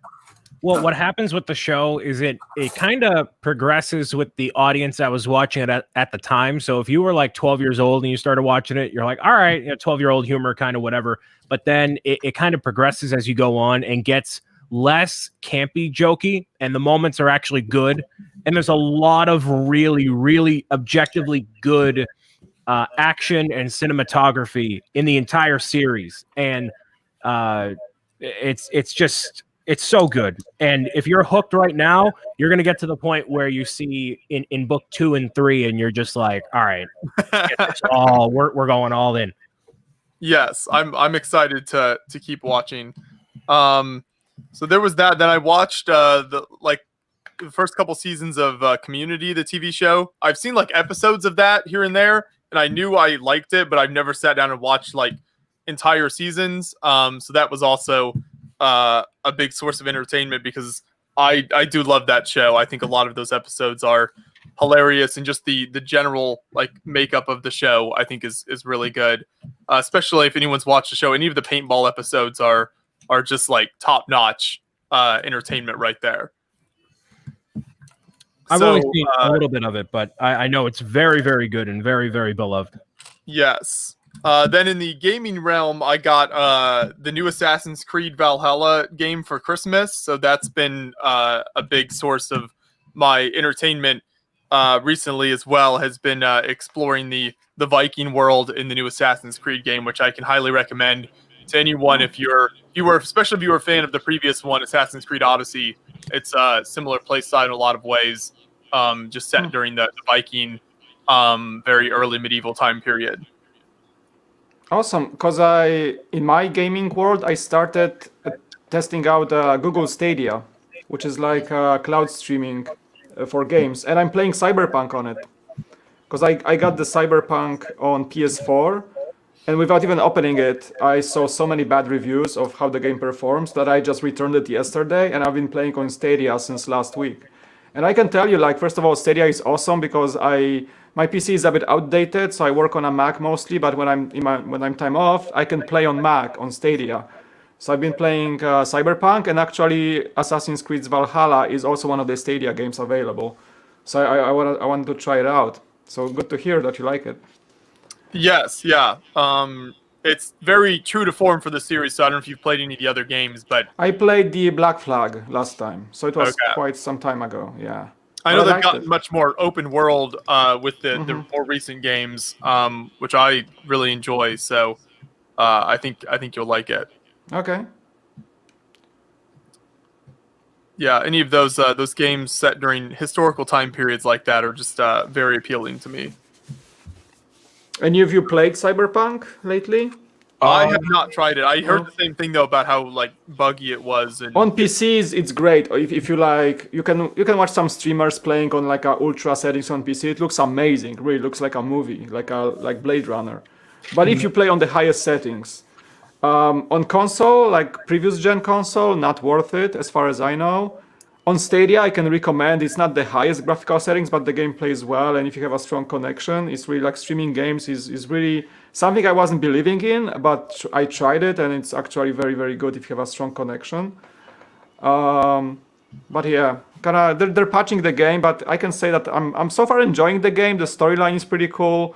The vibe of the city is cool. I think it's a step down from like Grand Theft Auto when it comes to like immersion in open world.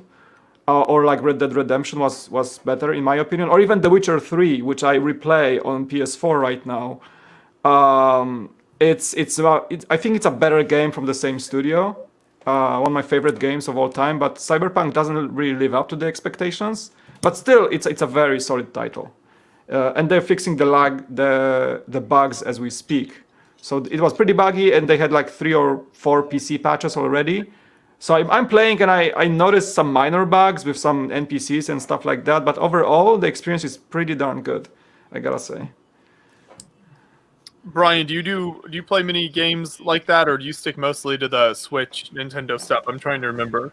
No, Cyberpunk is a game that, for me, would take a while to play through and to really sit down and enjoy and focus on the story. It's not really for me.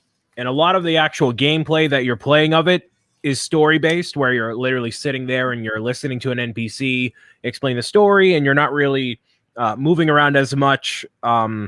I tend to prefer games that either take it more whimsical or more extraordinary, not in the way that a Cyberpunk is, because a lot of it is rooted in, the deep underbelly of the crime world and like things like that, and it just doesn't grab me as much. But a game like God of War, that is a story-based driven game that isn't all happy and whatnot, I played through because it's really great. And it's an objectively good game. With everything going on with Cyberpunk, I'm like, nah, I'm all set. I'll just take the pass on this, which unfortunately means I'm not really waiting for any new games to come out that are fun or interesting. So I'm just kind of chilling, waiting for Nintendo to say something or whatever. I'm held tight in my seat. Yeah. They haven't announced anything new recently. Nope. Release dates for anything. Nope, there's a port of a Wii U game coming out in February. That's about it. Which I think is obviously because of the pandemic. They don't want to bank on anything happening on a given date or anything. But also, I want something to look forward to and just put a date in my mind, But hey. So that's about it. Nothing really crazy going on, which is good for me, at least. It gives me time to focus on some other projects personally, so I'm excited. Yeah, that's always good. How about you, Matt? Do you get into the gaming stuff too much? Yeah, I've actually been playing Cyberpunk for a little bit. I play on PC, so I haven't had the issue of severe just deficient performances on consoles. But like Mike said, there's been some really funny glitches and stuff, and people will just fling somewhere halfway across the map, and it takes you out a little bit of the immersion. But overall, it's been a pretty fun game, and I'm kind of like Brian. I really don't have a particular interest in games where it's super single player, immerse yourself. I'm kind of the guy who likes to play GTA with his friends or something like that. So for a single player game to keep me going with it, I think it's pretty impressive. So I have nothing but good things to say about it. So I've enjoyed it. That's good. Those are the types of games that actually most pull me in, because there is that ongoing storyline and you get so immersed in it, and so I can stick with it. A lot of other games, just same thing with that I struggle with TV shows. If there's a lot of episodes and a lot of seasons, finding the time and just sticking with it to actually finish it is always hard for me. I did used to play a lot of the Assassin's Creed games. I got I want to say halfway into Odyssey, and I just never came back to it. I really don't know why, but I probably should get back into it. But I've heard the new one is really good. Yeah, I loved Odyssey, and I think Valhalla certainly lives up to it. I've still got, I think, quite a bit of the game left, but so far it's been fantastic. Yeah. Does it feel repetitive, or is this wherever you go, does it feel like exciting content in the game? Yeah, I think it feels very exciting because the story is very good, and you're a lot of it is forming alliances with other people and stuff, and so you're going out and you're not just doing one-off missions like what you were saying about earlier about the Mandalorian type of thing. Things are all very interconnected in the game, which I really like, so it doesn't just feel like you're going from one random event to another. Everything really has a lot of bearing on what happens in the rest of the game. So it feels like, you know, each decision you make, there's kind of a lot at stake.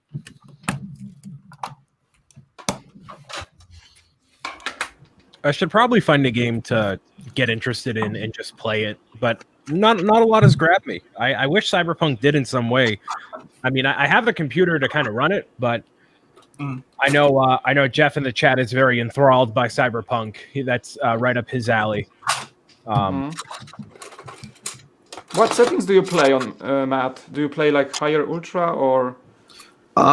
So funny story about that. I'm just wondering how it runs on your rig. So my rig, it's the graphics card is a 2080 Ti, so I mean it gets supported.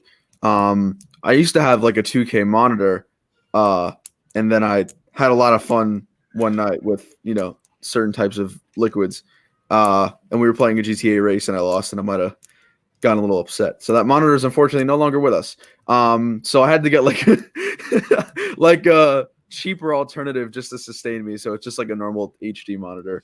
But I mean, even on HD, you know, 1080p settings on high and ultra on like Cyberpunk still looks incredible.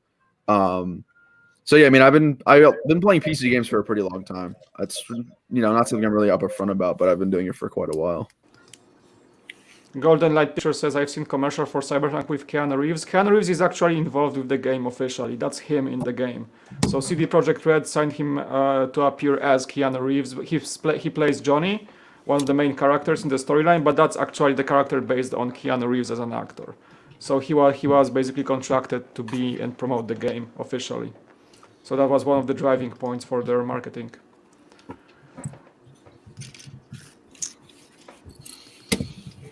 Classic Bricks. These are some snapped Cheez-Its I'm eating here. I always eat some form of Cheez-It usually as a snack during the stream because I get hungry.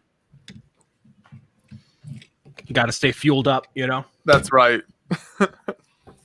So, Mike, since you've played a bunch of Cyberpunk, how do you like the options where you can control pretty much what happens? So, like, it gives you, when you're in a conversation, you have to make choices. It usually gives you like 2 or 3 options, and those will, you know, produce entirely different storylines. Like, how do you usually go about those? Because I've always found that really interesting.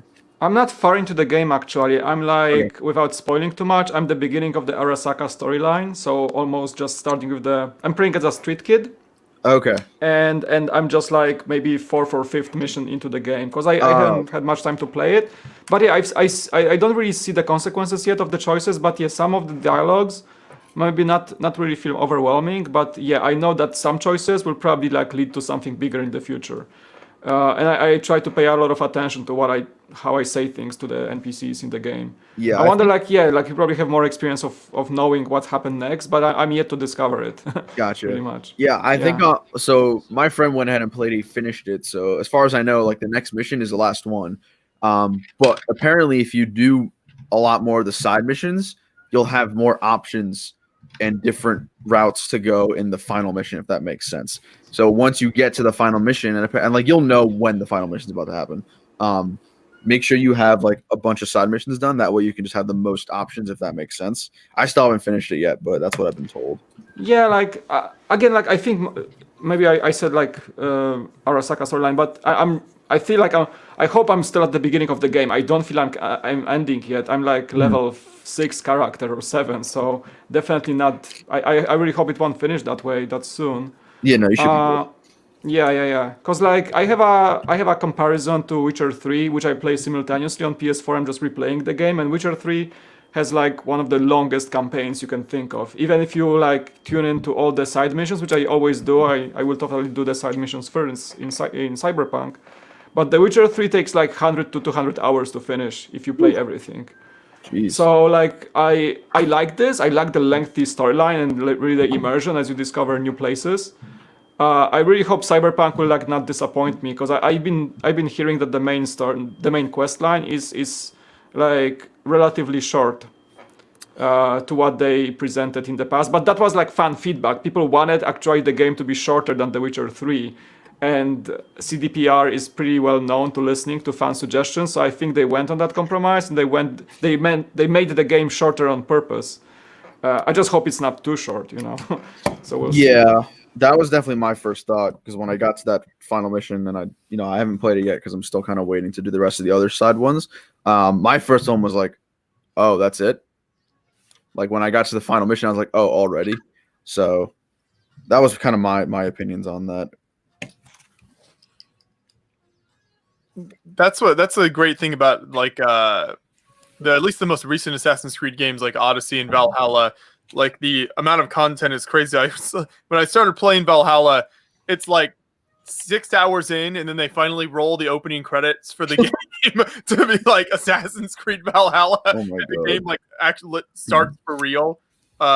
It's crazy, but yeah, it's a great, and it very much uses that what you were talking about, Matt, with the dialogue style of like choosing what you say, which I think is super fun because it really makes you pay attention to like what's going on in the game, and you have to listen to like what are characters interested in, like what is their personality, so that you know how to have like conversations with them and how to respond in a way that will get the mission done, whatever it is you're trying to do. So I think it adds like a really nice level of like seriousness in some way to the game that, you know, you can't just like go through everything and not pay attention to what's going on, basically. So as a way to bring it back around for Lego, for all the Facebook viewers out there who are noodling at the bit here. Oops, gaming too much. Oops. No, I mean, I'm usually the one talking about gaming. It's shocking. But there has been a new wave of Lego ideas that has finally been locked in, ready to go, out the gambit. Is that something we want to dive into? Let's do it. Let's do it. I didn't see it yet. I didn't pay attention yet. Well, why don't you hop on Brick Set, Brick Fan, Brick Mania, Beyond the Brick, Bricks O'Brien, hop on one of those platforms, all the bricks. Brick Mania might not get you there, but you can give it a shot. Give it a shot. Matt, are you joining us for this conversation? Sure. If you guys are in the conversation, I'll just slide out the back door. No. You put in this little thing here that you were out at 2:30. It is 2:30 now. That's true. Okay. I wanted to give you an out, but unless you want to stay. No, I guess I better leave before Brian starts going off on a team. No. If you want to stay, hey man, it is. You're welcome. You are certainly welcome. I wanted to. That was my entertainer way of being like, here's a transition for it. Here's. But yeah, it would probably be the smart, responsible thing to head out now, anyway. So, yeah. Bye, guys. See ya. Okay, Talk to you later. I'll talk to you. I just want to ask because, like, I noticed John's message that you're getting echo from me. So is not mic not going through? Is that an echoey? My voice sounds echoey. I think it sounds fine now. Oh, okay. Because I might have just like moved the cable, so my camera mic was active by accident. Sorry about that. If there was echoey in the past. Kevin, my mind switches gears 3 times in every conversation I have. Hey, you gotta be on top of those things. Anyways, so we have these ideas. Is Timmy there? Hello? I think Timmy is still there. We should see if Timmy, can you pull up the like Brickset article or so? Oh, there you've got it. Look at that. Wow. Look at that. What a professional. Oh, Look at this guy. Huh? Still keeping it professional in 2021. Of course. All right. So now I'm gonna intro it in case he wants to clip this out for content. All right, here we go. 3, 2. So we have a bunch of new Lego ideas projects that have made it into another review period, and some of them are looking likely, some of them are not. Very weird how it worked out that way, but we're gonna take a look at each of them right now. So we've got 25 projects. Yes, there's the intro there. So pretend the intro went right there. So there's how many 25? Mamma mia. Oh my We goodness. had how many? 35, 34 last time? 39? It's ridiculous. There's a lot going on here, man. So I say that these are interesting because some of them are very poorly timed overall. They are. It's so bad. I know. I feel so bad for some of these builders. And there's nobody that can say, "Oh, Lego stole the idea." That's not going to happen. No, sir. Absolutely not. So, of the 25 projects, well, let's take a little scroll down the list here. Over here, we have this 737 passenger plane. which is known to be in Lego City, mostly any form of plane. Although there was one giant plane that came out years ago, but I don't know if they would do a large scale plane 737. I don't know if you guys feel any sort of way about it. I really don't have an opinion on it because This is a decent enough looking model here. I mean, they've certainly done a number of large planes over the years, so there's always the possibility with this if they think there's enough of a market out there for it. Mhm. Yeah, that looks kind of mock-esque. So I don't know how many pieces that would be. They would have to, but if they reduce it in scale, then it might as well put it out in City. You know what I mean? Right. And that's something we could talk about later down the line. There's been some kerfuffles about Lego Ideas sets coming out but scaling down, which is always an issue. But that might happen in this case if it does come to fruition. But yeah. Oh boy, I hope this one gets made. Oh yeah. I feel bad for That is great timing, I gotta say. Kevin Such a Walker great is the timing. name of the designer. Yeah, I feel bad that he got this project successful and then the Colosseum's already out. The designer of that set is sitting alone in his apartment in the dark with a glass of whiskey, and it's just like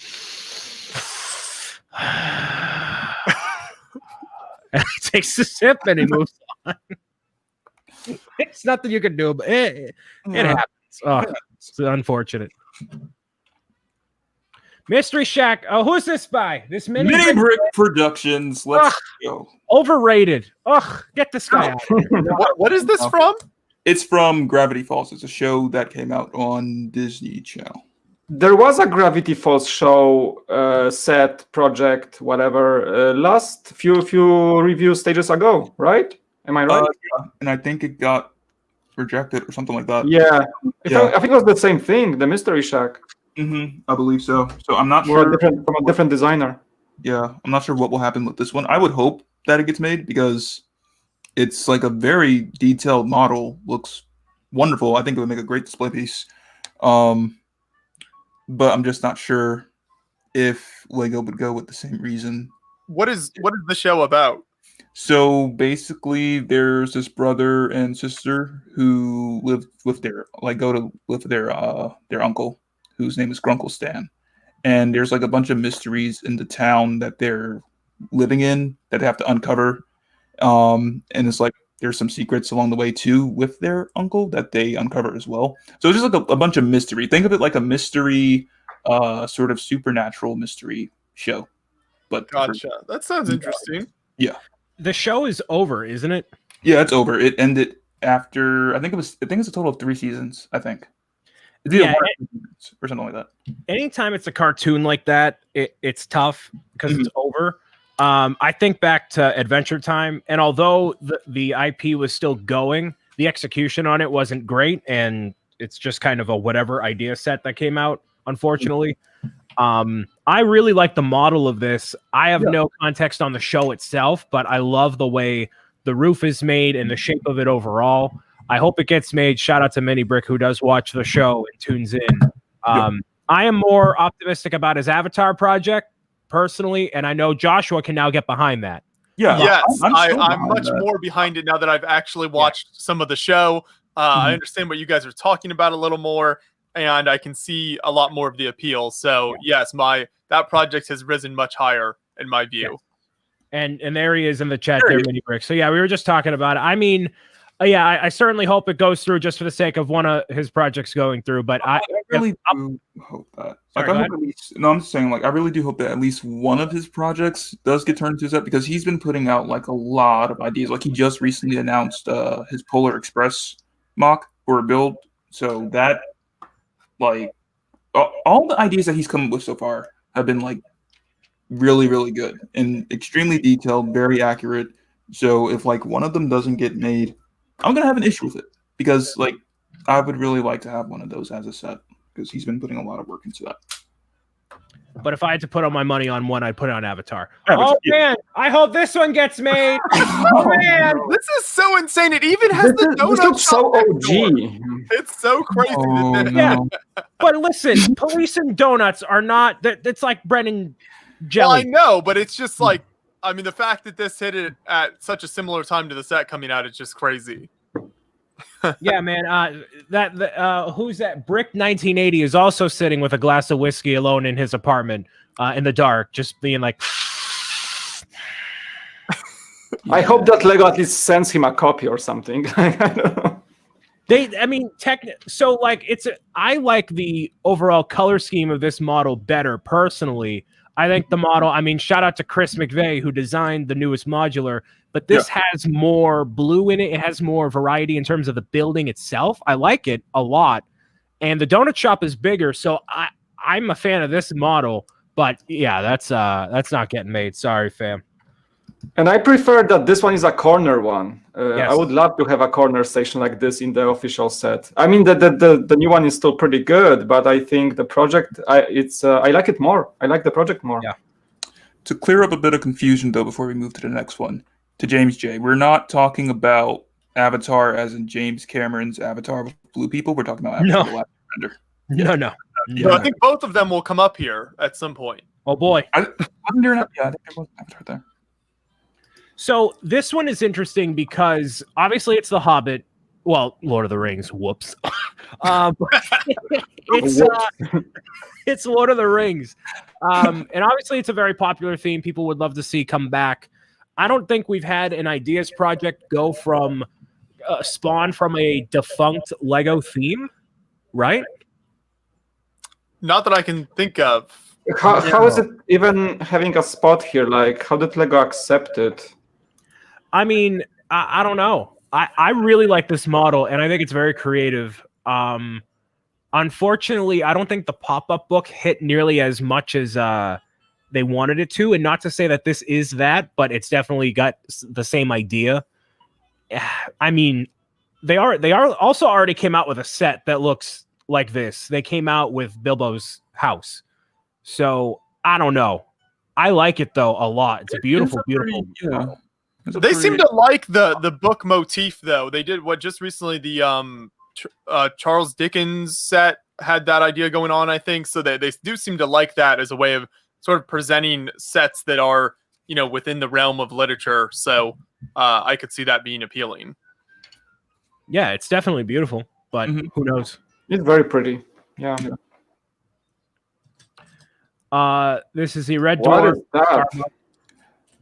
I remember seeing this several occasions, and I still don't know what it is exactly. So, does not appeal to me. If anybody in the chat has any more information, but for this, it looks like somebody's mock that went on to ideas. Like it's just not. The fact that none of us know what it is off the bat right here, that wouldn't work well for it being an official set, but it is a very well done model, I'll say. Mm-hmm. It looks like a Starbucks turned into a spaceship. Yeah. Which is cool. That's a very good way to describe it. I think there are it'll be interesting looking at all the other contenders here, what could go through, but apparently Jeff says it's from a TV show that was funny once. It was based off a science fiction show. It's just not funny. It's British sci-fi comedy. All right. Well, so yeah, they have dry humor. I get you. So it's one of those like region based sets, probably from a show known mostly in the UK. Sure. This is another Avatar project, which, if they approve of mini bricks, they're going to go with that one. If they don't, then they're not going to do this one. This one was probably on at the exact same time as his. I like the stand, but I don't think that's necessary for the build itself. I really like Appa, and obviously I want Avatar to happen in general. So it has my... I think the stand is there for a function because I can see some gears and stuff. Oh, like if his arms move or something? Yeah, cool. I think that's... there's a lever like in the Harry Potter's display set. Sure. I think if that were to happen, though, they would add some sort of functionality like that to mini bricks rather than go with this one. Because if they approve one over the other, like, I don't know, that might get a little dicey. Like, one of them can't make it. Obviously, they're not going to make the same thing twice. Yeah, right. So that'll be interesting. You know, technically 2 chances for Avatar, not really, but, Yeah.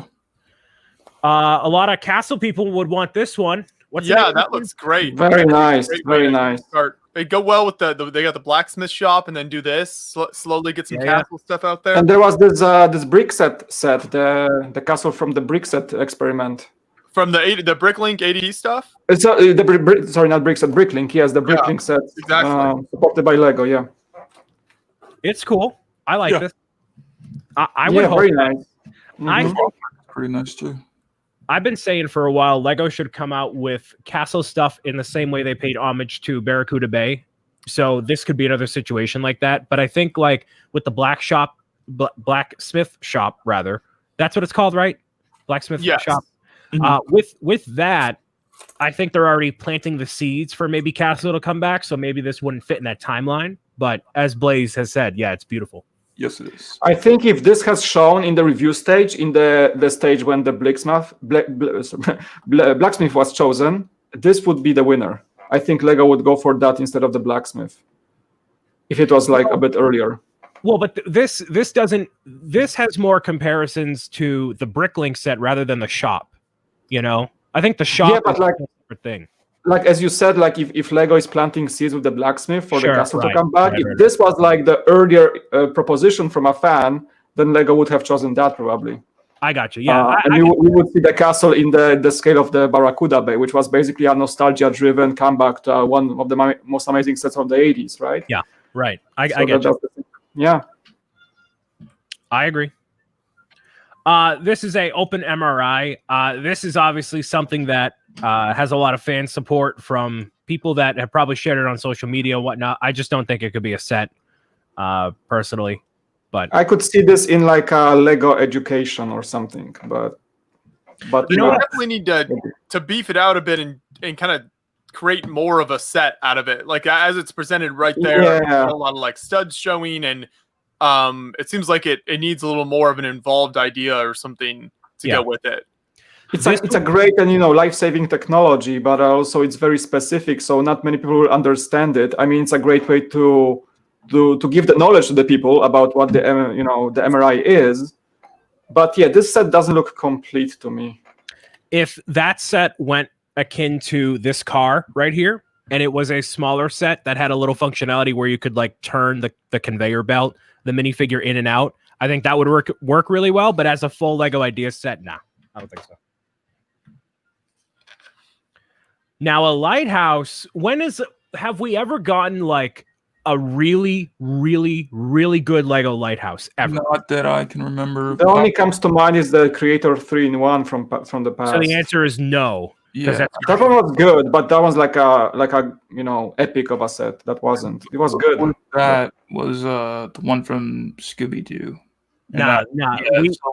It's not detailed like this what we're looking at right now. I think if we had like a 3,000 piece or 2,000 piece Lighthouse, that would be sick. Yeah. Mm-hmm. That would be a beautiful model. Yeah, this looks incredible. Mm-hmm. Yeah, it has a shot at becoming a set this time around, actually.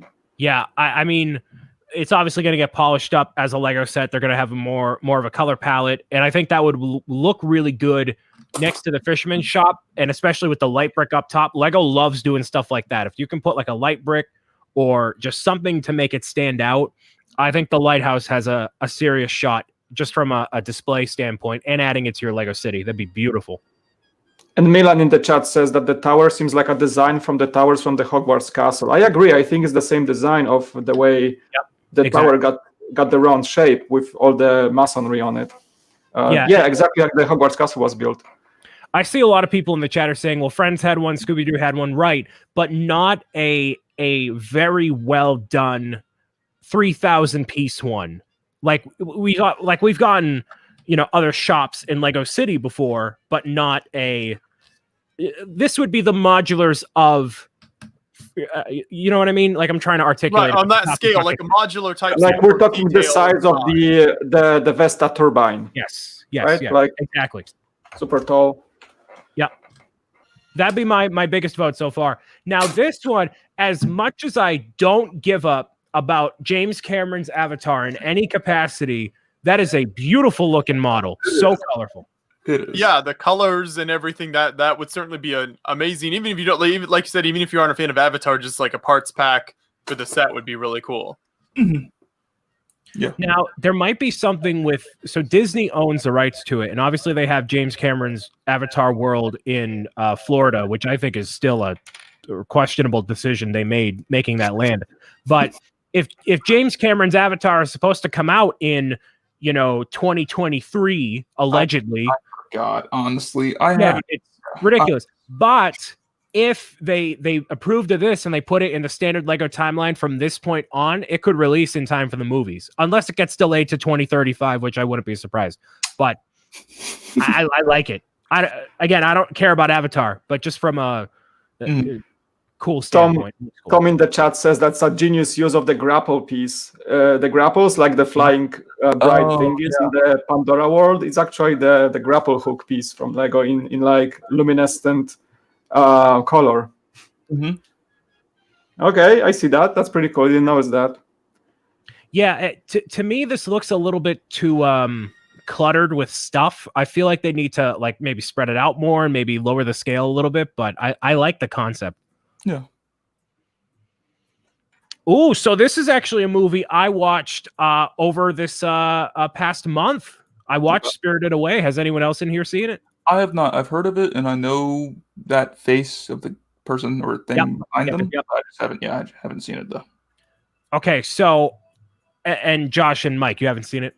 Nope, have not seen this. I'm not very familiar with this now, but never seen it. Okay, so there's a whole genre, or rather Studio Ghibli that makes these movies. Watch this one first. This is one of the most fun ones right there. Okay. Kevin in the chat says impossible to approve Spirited Away. I don't think it would become a set. This set it looks like somebody's mock that got onto ideas. That thing would be huge.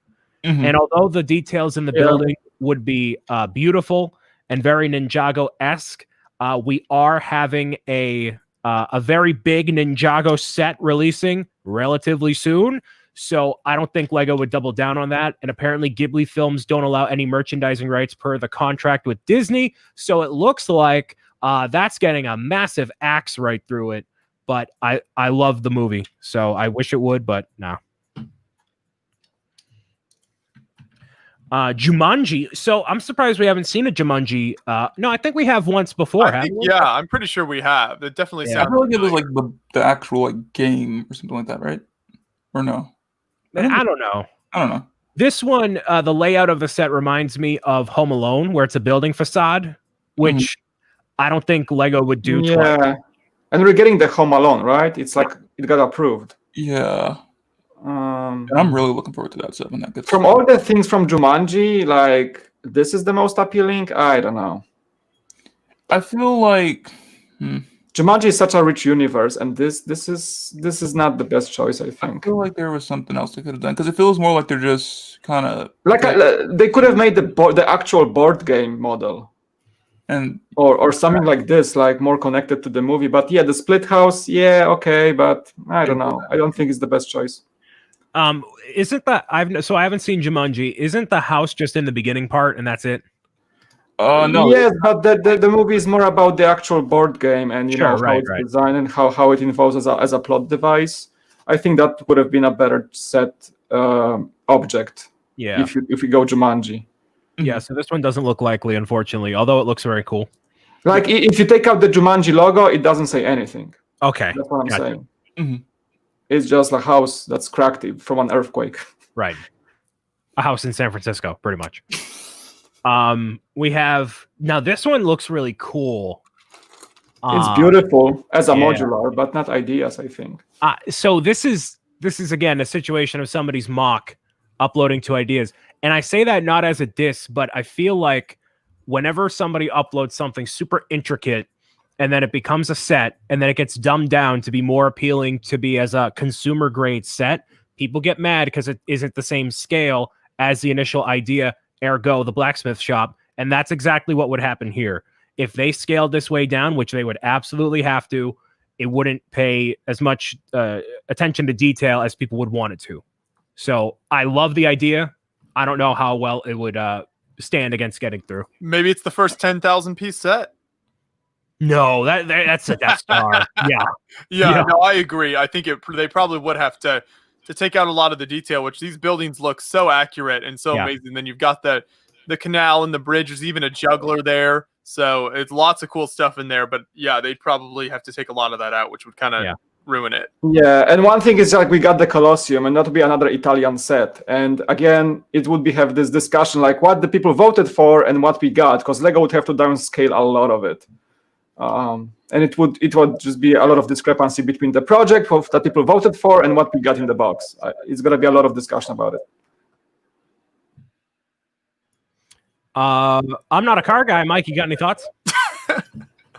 I'm not a vintage car guy either, honestly. And what is the name of this? Amazing. Yeah, what's the name? Auto Union Type C race car. Yeah, so it's one of those like 40s era race cars that you see like a mafia game or something. This reminds me of the Caterham that came out a while ago. Yeah. The Caterham is actually, the concept of the Caterham is actually like a modern car in this sort of like a first race car style. So that's the Caterham thingy. Brian, I love your pronunciation. Yeah, that's what I would call it at the Lego store because it was so fancy. Yeah, I mean, I don't know. I'm a car guy. I like car models, but for this one, I would have to be more into like historical cars or like the history of cars. Try 30s even, Jeff corrects me. It's like more like a 30s car. Yeah, I don't think that yellow. What's the pronunciation? The Caterham. Caterham. I think it's like Caterham. Caterham. Caterham. Yeah, that's the H is silent. The Caterham was interesting, but it didn't fill the desire for someone who wanted an intricate car model, because you would go Technic or you would go with the Creator line. Right, it was a very MIDI model, and that would probably happen here too, because that steering wheel is huge. Those wheels are huge. This would be a big model. It gets scaled down. People would complain about it, and then etc. So this is a creator material, and I don't think it would fly with all the other creators. Right. Maybe if like Mike Siaki went on to making this one, even with his like expertise and genius in design, and we get some level Ecto 1 level type of model, I still think that the source material is not very appealing to most people. It's a very niche appearance and like appeal to the audience. I agree. So this one, a lot of the older fans I've talked to really like this one because of the functionality of the garbage truck, which... But we can see that in a city set. I'm sorry, say it. Yeah, it should be a city set. This could even pass for like a car scale, like that scale, it being super small. But there's no reason this shouldn't be in Lego City. I think if taking up an idea spot would be foolish, honestly. It is a great idea. The builders of this actually had it on display, Brick World Chicago 2019 now. And were demonstrating how it works and everything with the working arm and everything. And it's very well put together. So it would be cool to see this idea brought to life in some form. Yeah. It's small enough to be in a Lego City, I think. Like this mechanism, it's easy to implement in a set. In like a town square set, like $100 next town square or something. Yeah, I took up an ideas slot of some kind, which it wouldn't really, as we know about the process. But I think there's no reason for that not to already exist. And I think it's something Lego could do. It's just a matter of making it happen. Lego is making $20 garbage trucks every second wave or something. There's always some utility vehicle. You could even make this a $30 one because of all the technical functionality. Whatever, people will pay it if it has that function. Yeah, absolutely. Now this one, all right. So let's scroll up here for a half second. The TX Master Games. I don't know, and I don't know about the builder. It's very basic. I'm sure there's a whole play system to it. It's not going to get made. So before we went live here, I actually because I was scrolling through these projects and I looked at this and I was like, okay, just from like a parts perspective, this looks like something a 5-year-old threw together. So there's got to be like more to this story, something here. So I read through the comments, and this builder is Polish, I believe, and had responded to a bunch of comments in Polish. So I had to translate what he was saying.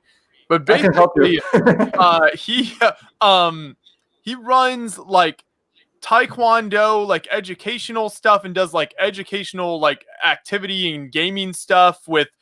In like Europe and like around the world and stuff. So what he was responding to people is this is some kind of a game where you use all those different tiles that are around the characters to like attack or block your opponent, and the way you arrange those tiles affects like how the game is played, apparently. So it took me a while. At first, you look at this and you're like, what in the world is this? Like, why would anyone vote for this idea? But then as you read up on more, it kind of makes a little more sense from the builder's perspective of what exactly he was going for with a game that he kept explaining has like tons of different possibilities because you can arrange those tiles in so many different ways as you're competing against your opponent in this game. But still, it's a very different idea for sure.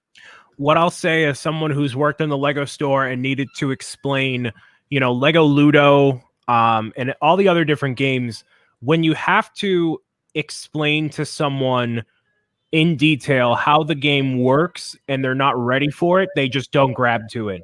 When you're at a gaming convention, there's an entire, at PAX East, there's a whole section where you can sit down with the developers of a board game, and you got to sit down with them for at least a half an hour to learn about the game and get involved before you make a purchase. With this, because it's a unique idea that is not based off of anything, or it's got more originality to it.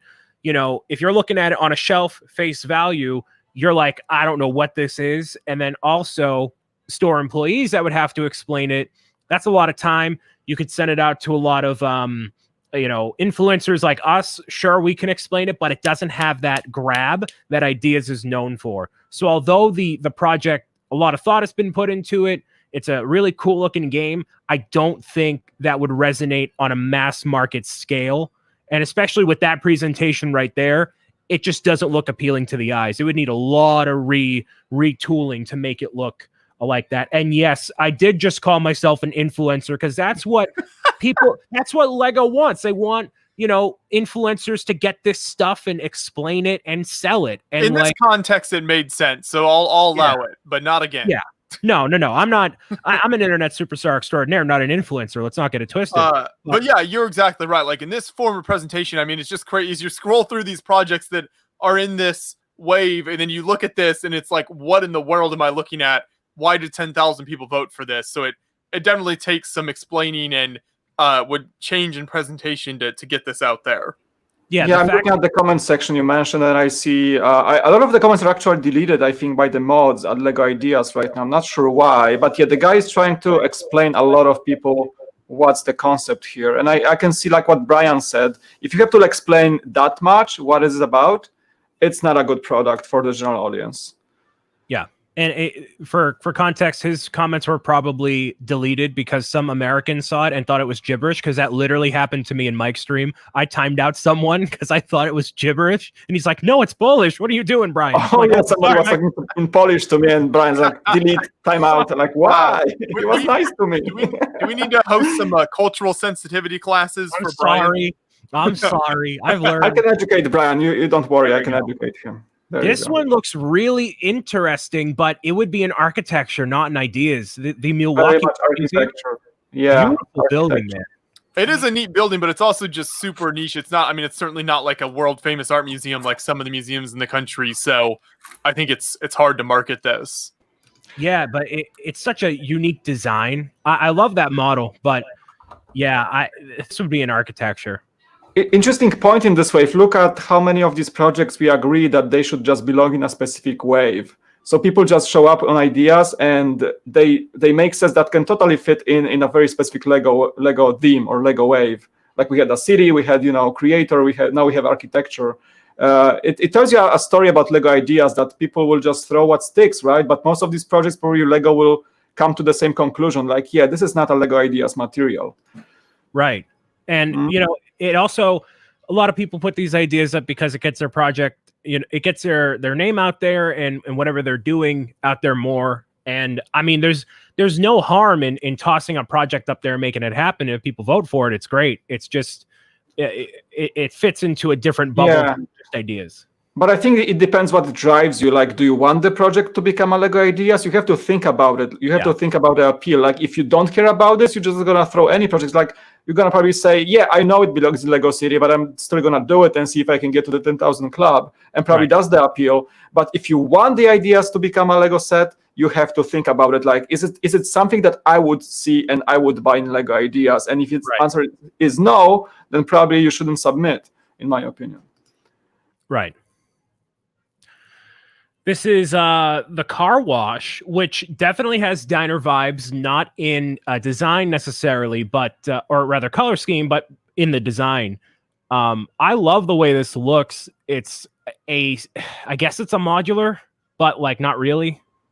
I think it is. It's on a base plate. Yeah, this So is one of my definitely favorites. inspired by the diner. It's really good, but Definitely inspired one of by my the diner. favorites in this series. All the Art Deco, like Art Moderne style. I feel like this reminds me too of the bowling alley that has come through once or twice before. And I feel like if they didn't make that, then I don't know why they would make this. Why would this be the one, you know? I like it though. Yeah, you never know. I think that like guitar with the car wash motif, is that like a music store there as well? I think all of that goes together so well. I think it'd be a really a unique modular. We haven't really had something like this before.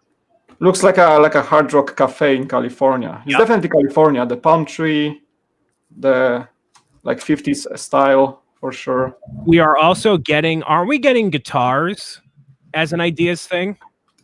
Yeah, actually, I think there is this like Lego music. Yes. That but it was like a bonus project that got kind of accepted through ideas, but it's not gonna be ideas. Did you guys know those Stratocaster guitars? I think. Yeah. So I think with that, the guitar might be out just because of that, and not only that, but there's also a car going through the car wash that is a convertible with the top down. I have made that mistake before, and the interior got a little messed up. So yeah, for that reason alone. This idea is flawed. It's out. Oh, this one is a good contender, guys. Yeah, I know Wallace and so I've seen a few of those movies before. I'm not a Wallace and Gromit guy, but I know what the characters look like. The execution on this is flawless. Oh yeah. What is this about? I've heard of it. So Wallace and Gromit is a stop motion clay animation from Europe. Is it Norwegian or like I don't know the origins, but it's a very well known, one of the most awarded and beloved stop motion animations or lores ever, pretty much. Clay based, that is. This guy is an inventor. He loves cheese. His dog is like smarter than him and gets him out of trouble all the time. It's a really cool. Like, not sure if Americans are very familiar with Wallace and Gromit, but I am. It's one of those things that I am familiar with from being from Europe. Not sure how it flew in America. I mean, Lego has done things like Friends, which I know is very popular in the US, maybe not as much internationally. I think this would have enough appeal outside of the UK to at least bring it to shores and bring it internationally. It's British, right? It's British. I said Norwegian. It's British. Yeah, a lot of people are saying huge in the UK. Okay. I like it a lot. I like the way this looks. I am not a fan, but it looks great. Yeah. Thanks for the correction, Jonathan. Unfortunately, Among Us, alongside games like Untitled Goose Game, Fall Guys, definitely a not necessarily flash in the pan, but it's popular in this moment. Will it be popular 3 years when this comes out? Most likely not as much. It'll be something new that takes its place. Although Among Us is a very popular hit right now, I don't think that not only is there nothing play-wise that entices people to buy this set, but then the subject matter itself, it's just I just don't see it happening. Like a and also, Ashen Flash, right, has a second version of the. I think there were a lot of Among Us. And Fall Guys, like Brick and Nick had Fall Guys. So those two games came together about the same time, and they were all based on a online community gaming concept. So yeah, I think it was a hot period in the year with Among Us and Fall Guys. So I don't think any of these will fly, unfortunately. As much as I love Brick and Nick's design, for example, for Fall Guys, yeah, I think as Brian said, it's very short-lived when it comes to the concept, unfortunately. Like the game itself, not the Lego, but the game itself, the games themselves. Yeah, and Kevin in the chat is right. They act 3 to 10 years later with some of their themes, Simpsons and Overwatch. I wholeheartedly agree. The only video game that is out right now that if it's still released, it would be very popular, or at least make the most sense. The only one other than Nintendo stuff is Fortnite. Is the only other one. Anything else would not hit. So I think Fortnite will happen, but Among Us and Fall Guys, unfortunately, no. You think? Well, it seems like they would have done Fortnite by now. I mean, it's been Yeah. quite a lot of time. You would think. The thing that makes me convinced Fortnite will still happen is because no other brick-based company has gotten the license and put it out yet. And not only that, but building structures and the iconic characters is integral to what makes Fortnite so popular. So it would be a very... It's Minecraft with shooting, basically. Kind of, sort of. So it just makes sense. And I think it'll happen maybe this year, but also Fortnite changes what characters are popular in buildings very quickly. So I don't know. But it definitely will not be Among Us, unfortunately. Do you think Fortnite popularity will save it as a more appealing theme than Overwatch was? Because Yes. Overwatch was chosen by Lego, but I think the popularity was much less than Fortnite, obviously. And I think that's why it killed the theme, kind of. Yep, I wholeheartedly believe that. This is a gorgeous, gorgeous model. Far and away my favorite from this series of ideas projects. If this was made, I mean, I'm always talking about how like my dream theme at this point the Lego hasn't done would be like an ancient Greek or Roman theme. This would fit so well. I think the design of this is awesome. I love how they've included like the little like tower castle on the back that the ships would have, so you could have like archers up there firing down. So they had great details on there. The color scheme works so well. This is super cool. I agree. Yeah, it has a good shot at becoming a set. So like a ship in the bottle, but without the bottle. Yeah, I think they would cut down on the figures. I think the overall concept is great. I would like to see that. Maybe not without the stand, probably, but it'd be cool to see. I think the stand adds a lot to it, actually. Yeah, I think the stand would be the cool stand as well, should just as like a stay. presentation piece. Almost like a model ship. I think it does too. I'm just trying to think on like a consumer level. Would you rather have a bigger ship or a smaller ship with the stand? That's true. Yeah. That's my one complaint is I feel like the width of the ship, it looks like it can fit like 2 minifigs wide or something, but it seems pretty narrow. Yeah. So if they somehow added, like you said, more space to the ship and maybe took away the stand or something would be cool. So did they really build like brick towers on ships for archers? Is that a thing from the history? That's really cool. Yeah, they would have because then you had like the high ground, to use a Star Wars reference. Because if you're just you see like walls of shields or soldiers had shields, you needed some way to get higher than the enemy soldiers so that you could fire down on them. Same thing that like with the like invention of gunpowder and like muskets, they would do on like more modern 19th century sailing ships. They would have the guys up higher in the rigging and the sails and stuff firing down on the enemy. So same idea. That's cool. Thanks for explanation. Didn't an Addams Family project not go through? Yeah, it was rejected. Same as the Gravity Falls in the past. Yeah. I think this invokes a lot of the vibes of obviously the haunted house, and this is probably a haunted house people would have rather had than the attraction version. After Hidden Side and Monster Fighters, I don't see it getting done. No, I don't think so. No. Very, very beautiful model, though. It is exceptional. Even if you don't care about Addams Family, like I don't at all, is really good, really, really good looking. Mm-hmm. Yeah, it's great. GMC Blue Chip. If they made this, they're only making one of the cars. They're not doing both, certainly. I don't really have an opinion on this.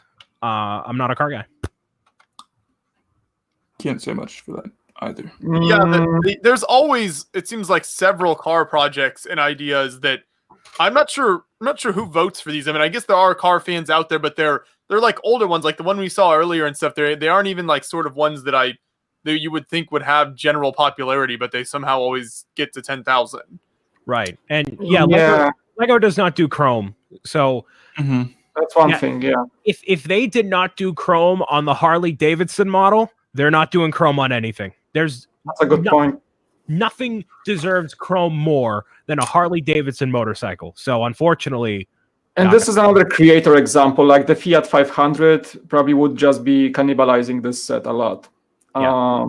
Probably. It's great again, but the only is it true that the only time a Lego car made through Lego Ideas was the Caterham, right? Caterham. I think it was the only. Was it the only instance of a car? Technically, this guy right here. Oh, okay. So it's a fan made. Yeah, the fan made. Yeah. I see you there. But like when it comes to bigger model, right? Yeah, I think it's just a Caterham. Caterham. I still don't know how to pronounce the Caterham. Caterham. Just go for it. Our British viewers will be upset no matter how we pronounce it. True. Oh, they always are on my channel for sure with my Polish accent. I'm used to it. What's the name of this one, John? The Vikings. Viking Village. Ooh, I'm in. Man, that looks cool. I don't know if it'll get made, but I like the look of it. So if you guys choose this one or the castle from previous this one spot, I think this one is a little bit more of a play set, and not that I have an affinity over Vikings with the castle, but this to me just looks more interesting. This reminds me of the Viking sets that came out in like the mid 2000s. Right, they were so good, and they're so good. You know why people can you open the project page? It has like more angles of pictures. Yeah, I mean, I'm sure. Yeah, all the projects do. I like this one. Even just looking at it right here, I can already tell there's so many different play opportunities with, you know, the taller tower and the shoreline, and it has this vibe to it. I think it would get spruced up color-wise a little bit and make it a bit more lively and stylized, like the mid 2000s Vikings line. But I love the vibe of this set. I would really hope this gets through, but I don't know. Yeah, this next to the Roman worship and this were my two favorites from this whole series. Just slap that Assassin's Creed Valhalla branding on this, and you know it's right out of the game. So, sure. Yeah, actually, you know that's that. I'm sure they would never brand it something with Assassin's Creed, but there's a lot of like Vikings in general. Like you've had that.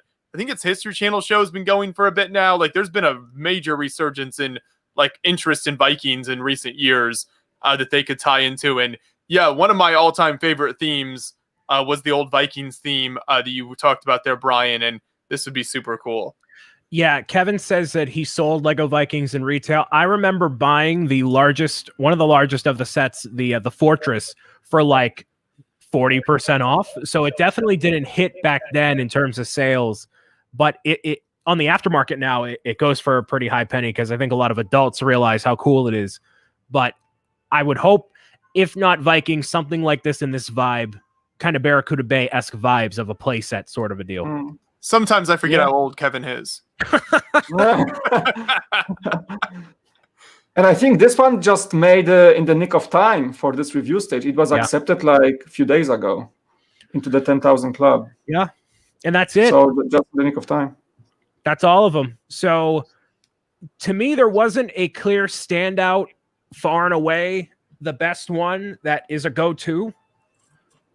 I mean, as far as what you think they'll make, or you're just your favorite in general? In terms of what they could make. I mean, I really like Spirited Away, but it's not going to get made. But like, man, I really wish one was like this. This is it. This is the hit. Here we go. But a lot of them are solid. But yeah, there are a few that are complete. Sorry, John. Joshua, go ahead. No, I was just going to say, when I was looking through these earlier today, I kind of had the same thought that none of these jumped out as like immediate contenders for something they would make. Yeah. See what happens in 21 fall of whatever will. You're breaking up, Brian, a bit. Oh, was I breaking up? Sorry. By fall, we will see what project gets through, most likely. I mean, there are a few projects that are clearly will be rejected. Some of them are like, this is not going to get made. I think there are more that I'm sure they will not get made, and less that I'm like, this is going to become a set 100%. Maybe if I had to choose one that has the highest chance, it's the Lighthouse. Just Too Good. What do you think is going to get through with the Lego ideas? Which one are you rooting for, man? I was like, I'm stuck backstage. Look at Let this me guy. in. No, it's nice to see y'all. But yeah, What's no, up, dude? Brian, you said that you don't think Spirited Away would get in. I think it could. Like, what wouldn't it? I just went based off of what Kevin said with Studio Ghibli licensing. They're not about toys and stuff. I would really like it. When I was in Japan, they had a whole display of Studio Ghibli stuff. You hear that, Kevin? You're and a then at Barnes liar. and Noble, they even have I went to Barnes and Noble and they have like a whole Spirited Away like figurines and everything. Kevin's and a liar, confirmed. Well, check out Barnes and Noble. You got to go. Oh, and hi, Kevin. By the way, long time no talk. Kevin says it's not possible. Do we have some internet beef? Oh no, it's like the drama between Kevin and Justin. Oh no. I love how Kevin's comment covers Just Too Good right now. He's just like, no, in your face, no, just cover your camera. And then Justin's like, Kevin, I've been to Japan and seen the merchandise. What are you talking about? Okay, maybe it was just Totoro merchandise. Like, I don't know, but that's still Studio Ghibli. I definitely saw Totoro. I don't know if I saw specifically. I thought I saw No Face as like a figurine. I don't know, but see, Is now that literally the name of that character? no, it's No Face, right? Am I wrong? Yeah, it is. Yeah. I love that movie though. That's a great movie. It's funny because Just Two Mom randomly saw it recently. She was like, "Yeah, the stream was telling me to see it." I was like, "Yeah," but my solid picks. I mean, Spirited Away. But the Viking Village is like the one I think. Like, why wouldn't the Viking Village? I don't know. I just joined in, so. No, I agree. We were saying the same thing. There's been a lot of interest in Vikings, and actually, Kevin had made a very good point earlier here. There's a connection between Galador. So Matthew Ewald, who played Nick Bluetooth in the Galador show, is in the History Channel Vikings show. So I mean, it all is just coming together perfectly now. Oh, look at that. Now they have to make it. There you go. It has to happen now. But yeah, that seems like the one that would be the most for sure pick for me because it's like Pirate Bay and even the exosuit and where they capitalize on older themes that people have been requesting. Oh, I want that adult take on, and I think that's exactly what this is. So yeah. And I love the Vikings theme, by the way. It gets a little, people love it, but like people forget the sets of it. I've been buying some of those sets, and I'm like, oh, they're so cool. Justin, has anyone ever done a Fabuland Ideas project to try to bring that back? Right. I mean, I have not seen one, but I can't think of one. That'd be hilarious. Though. I would love. Great idea. Okay, we're working on it right now. All right, that's it. Nobody steal. Okay, original idea. Yeah. I did not use your platform, Justin. Just make it happen. There you go. Look. In the instructions, you'll see a picture of Josh, and then you'll see a picture of me and my Mantis glory. I would pay to see that. Heck yeah, dude. The thing with Fabuland Ideas is I wonder if they would actually be open to reproducing the figures. Then again, you could just take like a new route and make a molded head. That's true. You probably do that. They could update it for a new audience. Exactly. Oh, that was a great idea, though. Thank you. So, Justin, you've been cranking out these reviews, man. I've been watching. What you've also been catching up on some older Lego sets. You're hitting the gauntlet, man. Are you okay? You need a break? I will say this: December, I definitely needed a break. Yep. Now I've each been mantis every winter. Each mantis has this power, the energy. Like they just can go forever. Exactly. It's like the season. Yes. Yeah. But November, I think even November was the worst. Like November, I think I overworked myself. Yeah. But I mean, it was very good month though. So, but then, now, I mean, I'm still cranking out those reviews, and like glitched Lego Mario is a huge thing. I don't know how it's like, okay, and people are loving those videos, and I love making glitched Lego Mario stuff. So that's like a new content. You have the glitched Mario. I have the ASMR. You got to capitalize. You guys could team up at this point. I mean, basically, the way it is, Justin, is like anything except doing actual reviews is like capturing people more than right. I was like, okay. I'm like, I was stressing out over like the whole new wave reviews. Those kind of like they got not much attention, and then like I do. Brian, so I was in a stream yesterday. Brian, I'm gonna tell you, I was in a smaller like creator, Sarah Starbricks. She's a really awesome creator, and she was.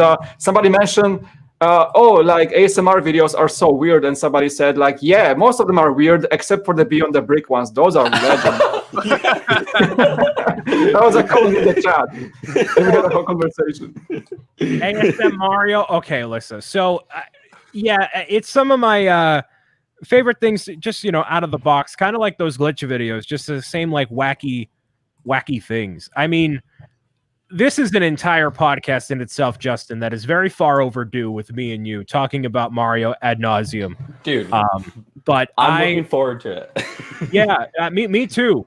But I like all the new stuff, but like, yeah, I think a lot of that interest is kind of waned because of the concept of the game already being out there. People aren't as blown away by Lego Super Mario now. I don't know. How do you feel?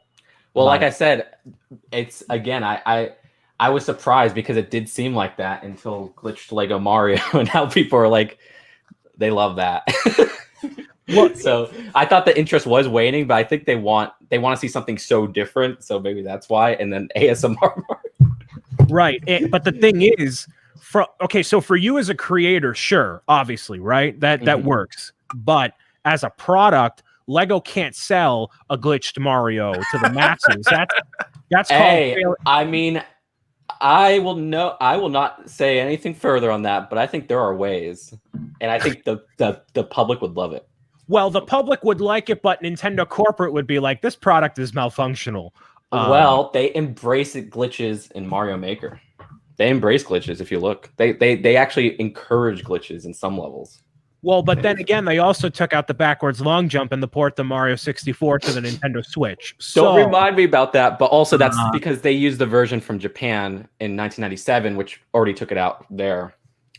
We lost half the viewership. They don't know what we're talking about. I know we're getting too deep into it. It was a 1997 re-release Super Mario 64 version that they ported. Let me set the scene. It's 1997. Bill Clinton is president. Kirk Wilson wasn't born yet. He's still kicking somewhere. Speaking of the 3D collection, which ones have you beat on 3D collection? I'm not saying completed, but beat. None of them. Well, I played the game. I played all those games 100% before. Heck, me. I mean, okay, well, not 100%. I never 100%ed any. I never 100%ed 64 or Sunshine. That's my goal in life, and I never done it. And then I tried Sunshine this time, and I got lost with how many blue coins are restricted to an act. It's ridiculous. Yeah, it's the worst. Like when people think, I think you're a culprit of this too. You're like, oh, Sunshine is so great. Oh, it's my favorite Mario game. And then you realize there's 70,000 blue coins that are all filler for those shine sprites. Really, Justin? Oh, I think you're talking out of your I gotta say this. I love Sunshine, but it is a flawed game. It is a flawed game. As long as you acknowledge that, then we're good. Yeah, no. I always acknowledge that. I love Sunshine. It is flawed. Like, it's not perfect. Like, for example, I'm just gonna chime in. Oh. Golden Light Pictures. This is what happens when you put two Nintendo names together. You're talking about the blue coins for the last 15 minutes. Well, here another thing I do not like about Sunshine is it's very it's every level has like the seven episode format, and it's like, okay, one's a Shadow Mario, okay, one's this one, and you have to do it in order. Like at least in 64, you could do stuff out of order. Like that annoys the crap out of me. Yeah. Well, we'll see. Listen, we'll save this for the discussion for a dedicated Nintendo episode. We can't lose more of this audience here. Okay? Just can't. Your star power is not enough to retain these people. We gotta bring the fact. Okay, we gotta bring the heat. So, I was gonna say this. A Lego question. All right. Yeah. Is that a review offer Chinese New Year? Because I want those sets. So or did they come out? Yeah, this was Lego sent this. Actually, okay. I think they came out and I missed it. Okay. Yeah, these got here. I think before I left on that Florida trip when I met up with you, Justin, and they've just been sitting here, and I was like, I'm gonna save them for a live stream because that's what I like doing. Exactly. Okay, I was scared they came out because I don't know the release date of them, and I know that wasn't January 1st, and I really, really, really, really, really, really want those. Yeah, I want these a lot. This set here is great. Fantastic so far. You can see here. I'll move this over. I love the fireworks. I think are my favorite part of it. I know, I love that. Like all the Chinese New Year stuff. Like well, the temple set we have a history, but besides, I love the most of them. They're great. Like they're and I've been, but like, do you guys know when it releases though? January 10th is the launch date. Okay. Yeah, I'm gonna hunt for them too. Yeah, especially the Lantern Festival one. Oh, that I think that might be like my most wanted set. Like, yeah, it's really good. I want the bonsai tree and that festival, and probably the new Ninjago Gardens. Oh, Gardens too. Okay. Shout out to Justin Ramsden for designing the Chinese New Year sets. Oh, yes. Justin Ramsden is one of my favorites. Like, did you guys see the picture of him when he's like posing with the set on the interview? Like, maybe John can bring it up, but it's like a yearbook picture. It's so funny. The Justin Ramsden. Also, Joseph Zawada, I'm glad you enjoyed our studio tour with Justin. So one of the fun things I got to do while I was down in Florida was John and I went over and met up with Justin, we did a studio tour 2.0. So we had done something with him like 3 years ago at his old place. But we got an updated video with some of the new stuff he has on display, and then also his Blu-ray movie collection, which is a very important part of the video. Yeah, they took a trip to Blockbuster. You know what that means, Justin? There are two people in this call that know that you look exactly like a mantis in real life too. Right? That's exactly right. It's identical. No, wait, one. Hey, I know that too. He's exactly like a man. There you go. Yeah. Sorry, Vision. What are you building? He's just like, I'm gonna keep building. Yeah. Vision, what are you building? What is he building? I am working on my Hall of Armor because I am bringing back building the Marvel Universe.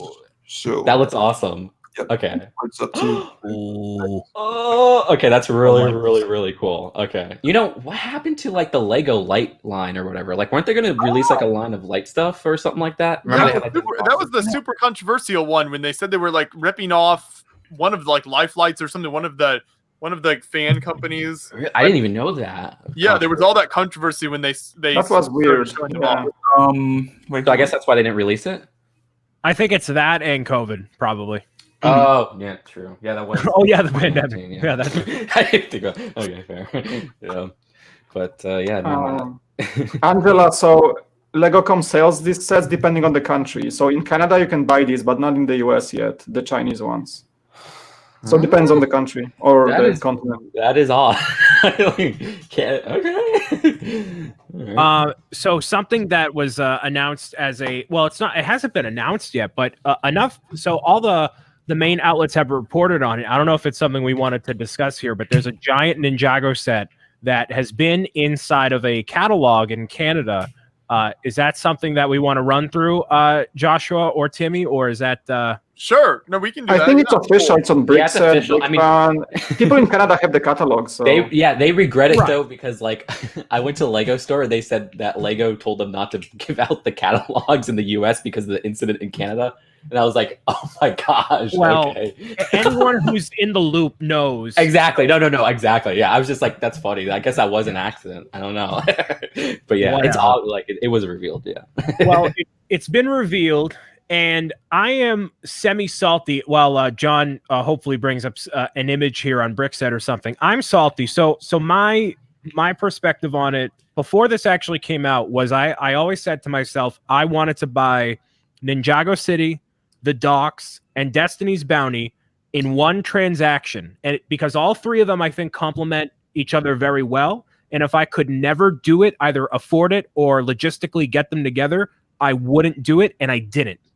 So when this set is now out, the Ninjago City Gardens, this complements those three very well. And now I regret not getting those three because this looks beautiful in every capacity.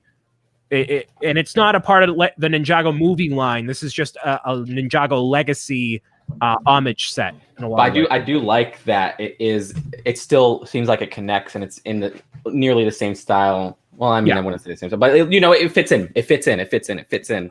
Wait, hold on. I called it like Ninjago City 2.0 for me. Mr. Hinkle Draws in the chat has Ninjago City sealed. Want to trade? Big Kev Dog, let's talk. Talk Big Kev Dog?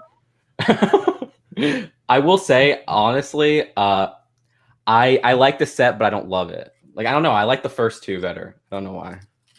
I think the Ninjago movie line just had a better, had like a more detailed style to it. I don't know. There's just some. I still like this. It's good, but I don't know. Well, Ninjago City is just such a once in a generation type set almost of like the level of detail in that and just how amazing that set was. Yeah. So it's going to be hard for anything to ever That's live up to that. Exactly. That's true.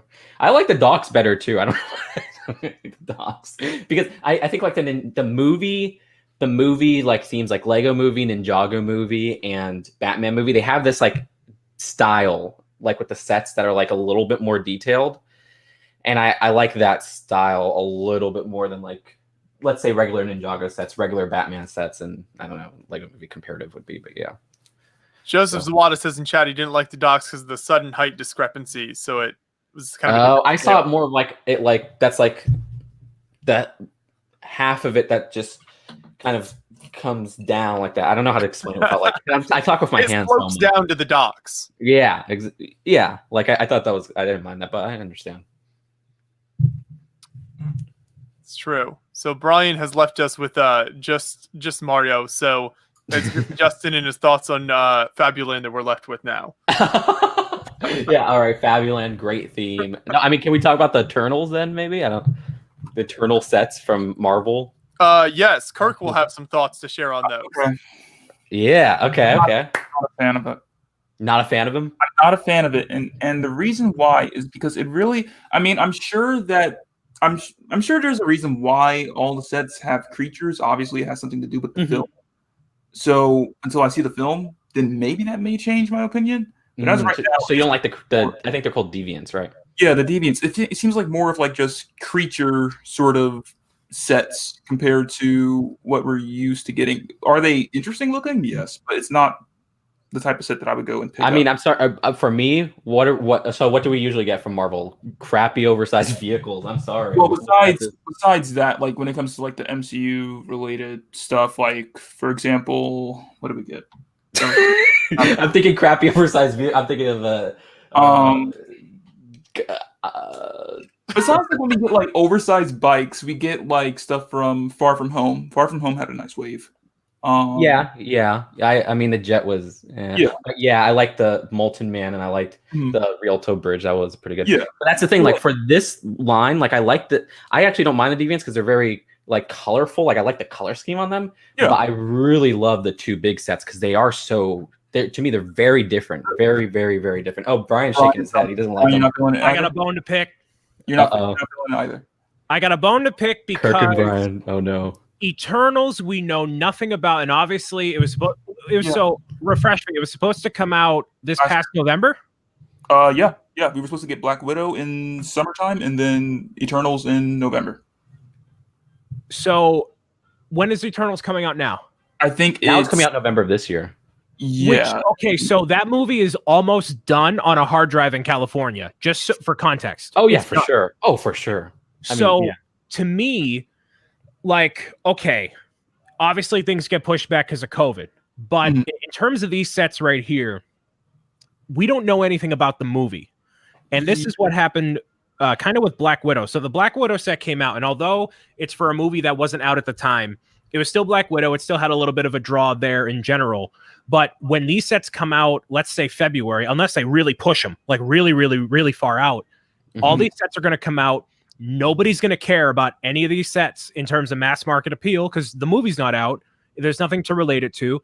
And then by the time it comes out in November, they'll already be like, all right, well, it's a loss because it came out 10 months ago and there's already all the new things that come out for Lego Marvel and whatnot. And for me, these characters, the Eternals, they don't have the same pizzazz or draw that Guardians did because they all look that they're a human character with a different color torso and legs. Like, at least with Guardians, before we knew about the movie, they were like cool looking characters and they're funny. I don't know the vibe of Eternals. Is it going to be funny? Is it like a serious thing? Like, what are we expecting out of this? And this, to me, doesn't sell it at all. So I really want to see more about Eternals before I buy these sets. But the movie's not coming out for basically a year. I will say this. I don't think these are coming out. Are they coming out in February? I think they're not going to release these until the summer. Like, it was an accident these were printed. I mean, it says in there that it doesn't imply that they were being held off. They say that these were released January 1st, which they didn't release January 1st anywhere. You know what? I wouldn't be surprised if Lego pulled the catalogs out of the US market. Wait. Why is it saying the release date for Eternals is February 12th, 2021? It's definitely not. That was the last release date. They got moved one more time to November. That's what I figured. Yeah, that's like it was first November 2020, then February 2021, then November 2021. What I'm saying is I think Lego might actually scrap that catalog entirely for the US or other markets. The Canadian release was an accident, like a printed version that should have been scrapped. Destroyed, and they're gonna reprint it, remove the Eternals from the catalog, keep the Ninjago Gardens for a release date because it's not related to any movie. But I think they're gonna push back these sets; they won't come out. So, but the thing with Eternals, though, these are how many SKUs? We got like 5 different sets. Those are gonna sit in a warehouse for 10 months. To 6 months, like that's going to back up the entire process. Like, I'm thinking on the retail side, on all that side. Imagine they have a huge license deal with Disney at this point, and Disney calls the shots here. I think there's somebody on the call from Lego right now explaining why it happened and why the only leak about the Eternals is coming from Lego at this point. We don't know anything else about the movie, and the only thing we know are these sets. Like some similar sort of leaks, not like full like action figure type stuff, but it's been like images on like the box art. There wasn't even a trailer for the movie yet, and yet we see the set, so it's a huge deal. The only thing we know about this movie is that there's a bunch of humanoid-looking characters, a bunch of blue beasts everywhere, and a flying Dorito. We know the character names. I like the character names. There's a flying Dorito. Can we talk about this for a second? This is it's a pizza with pepperoni on it. It's like toppings. It has pepperoni and olives. I love that set too. I'm sorry. I love that. The ship doesn't appeal me. I'm sorry. It just seems like a big flying triangle to me. That's cool. It looks like a cool big space margarita. I like that. No, it's just like in comparison to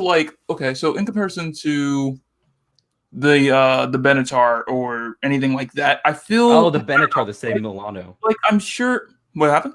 It looks so much like the Milano, which we've gone like 3 times. I'm tired of that. Like, okay, cool. Like the Quinjet, we got 15 times. Okay. Oh, but okay, so sorry to cut you off, Kirk. Though. No, you're good. Sorry. No, you go on, Vision. Sorry. No, like I'm sure, like once we actually get some sort of footage and reference from like Marvel on what this movie actually is, then it'll give us a better idea to see. Okay, maybe we'll appreciate the set a bit more. But as of right now, from a standpoint of just seeing, okay, there's random blue creatures and people in suits and a flying triangle, I just don't have That's any. Okay. To each their own. I personally don't. I don't really. I mean, I love Marvel, but I don't.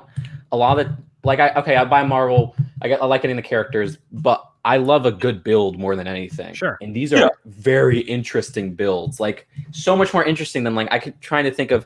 Yeah. Okay. Far From Home had those 2 cool sets. Those were cool. Mm-hmm. The play sets I really do like, and maybe that's just my taste, but like all the vehicles from these Marvel sets are just so oversized and the same. Well, hold on. There's a difference between Marvel Cinematic Universe sets and regular Marvel 4 Plus. These is there? Because I mean, look at the Avengers Endgame sets. Is there? No, those are Captain America one. Is there? Okay, hold on. That was Disney not giving Lego anything for material. All of those, that entire line, you could not release that entire line and you wouldn't lose anything. Like, because that was a line. That was an MCU line. That's what I'm looking at. There's a lot from Endgame that could have been turned into a set, but due to them not having the concept art and between like reference material at the time, it really suffered from that. So like a lot of the sets, like for example, the compound. That's not a set that I really care for. I have it, but I took it apart to part it out because it's just like, okay, it's cool. Okay, whatever. The Quinjet, on the other hand, I like that one. So when I build that, I'll keep that together. The 15th Quinjet, yes. Yeah, that's all I see. It's cool. Okay. I have it right here. Like I got it for Christmas, and I was like, okay, I really. No, it's your opinion. I'm just saying in my. No, I like the set. So between that, the whole armor now, on the other hand, I probably will keep that together, but I'm probably going to use it for parts here and there anyhow with mocks, and especially for this since I'm working on that because I need the armor. But I feel like a lot of times the waves for like the MCU sets really do suffer at times because most of the time it's always the concept art that they have to work with. And Lego also has to make it a bit more, I guess, appealing to the younger audience. So you have oversized bike that Captain America did not ride in Endgame. So that's a thing. So you know what's going to happen is once what I really hope happens now that the MCU 10 years is done, they do like they did with Harry Potter and now go back and really make sets based on the movies that are like knock it out of the park. Yes. I wish, but they still haven't done that. So, I mean, they did the Iron Man helmet with the Iron Man logo. Yeah. And I don't know what's like Marvel's opinion on that, if that's something that they would allow, but they need to consider it because I think that would really sell well. Like if they start, okay, well maybe Captain America: First Avenger might not do too well because the whole war sort of thing. No, so that you can do a small set on everything. Like even if it's a $20 set to represent the first Thor, get it over with. You could do one from every movie, and they would sell. Yeah, like think about like how they have the anniversary sets for Star Wars, like something like that. Ninjago. I would love it. I would love that. Like I think that could definitely work, and it would be interesting. Now, in regards to Disney Plus, because we have like a bunch of shows coming out for that. I hope we get sets for that. Falcon and Winter Soldier, that could definitely work. I don't know about WandaVision. I don't know about that. We know nothing about WandaVision. Still. And that's like still very confusing. Even despite the footage that they've given us, it's very confusing. We have, I think, a little less than 2 weeks before that show. Just about 10 days. I'm sorry, 10 days. Yeah. 10 days? Oh my gosh. Yeah, so it's almost here.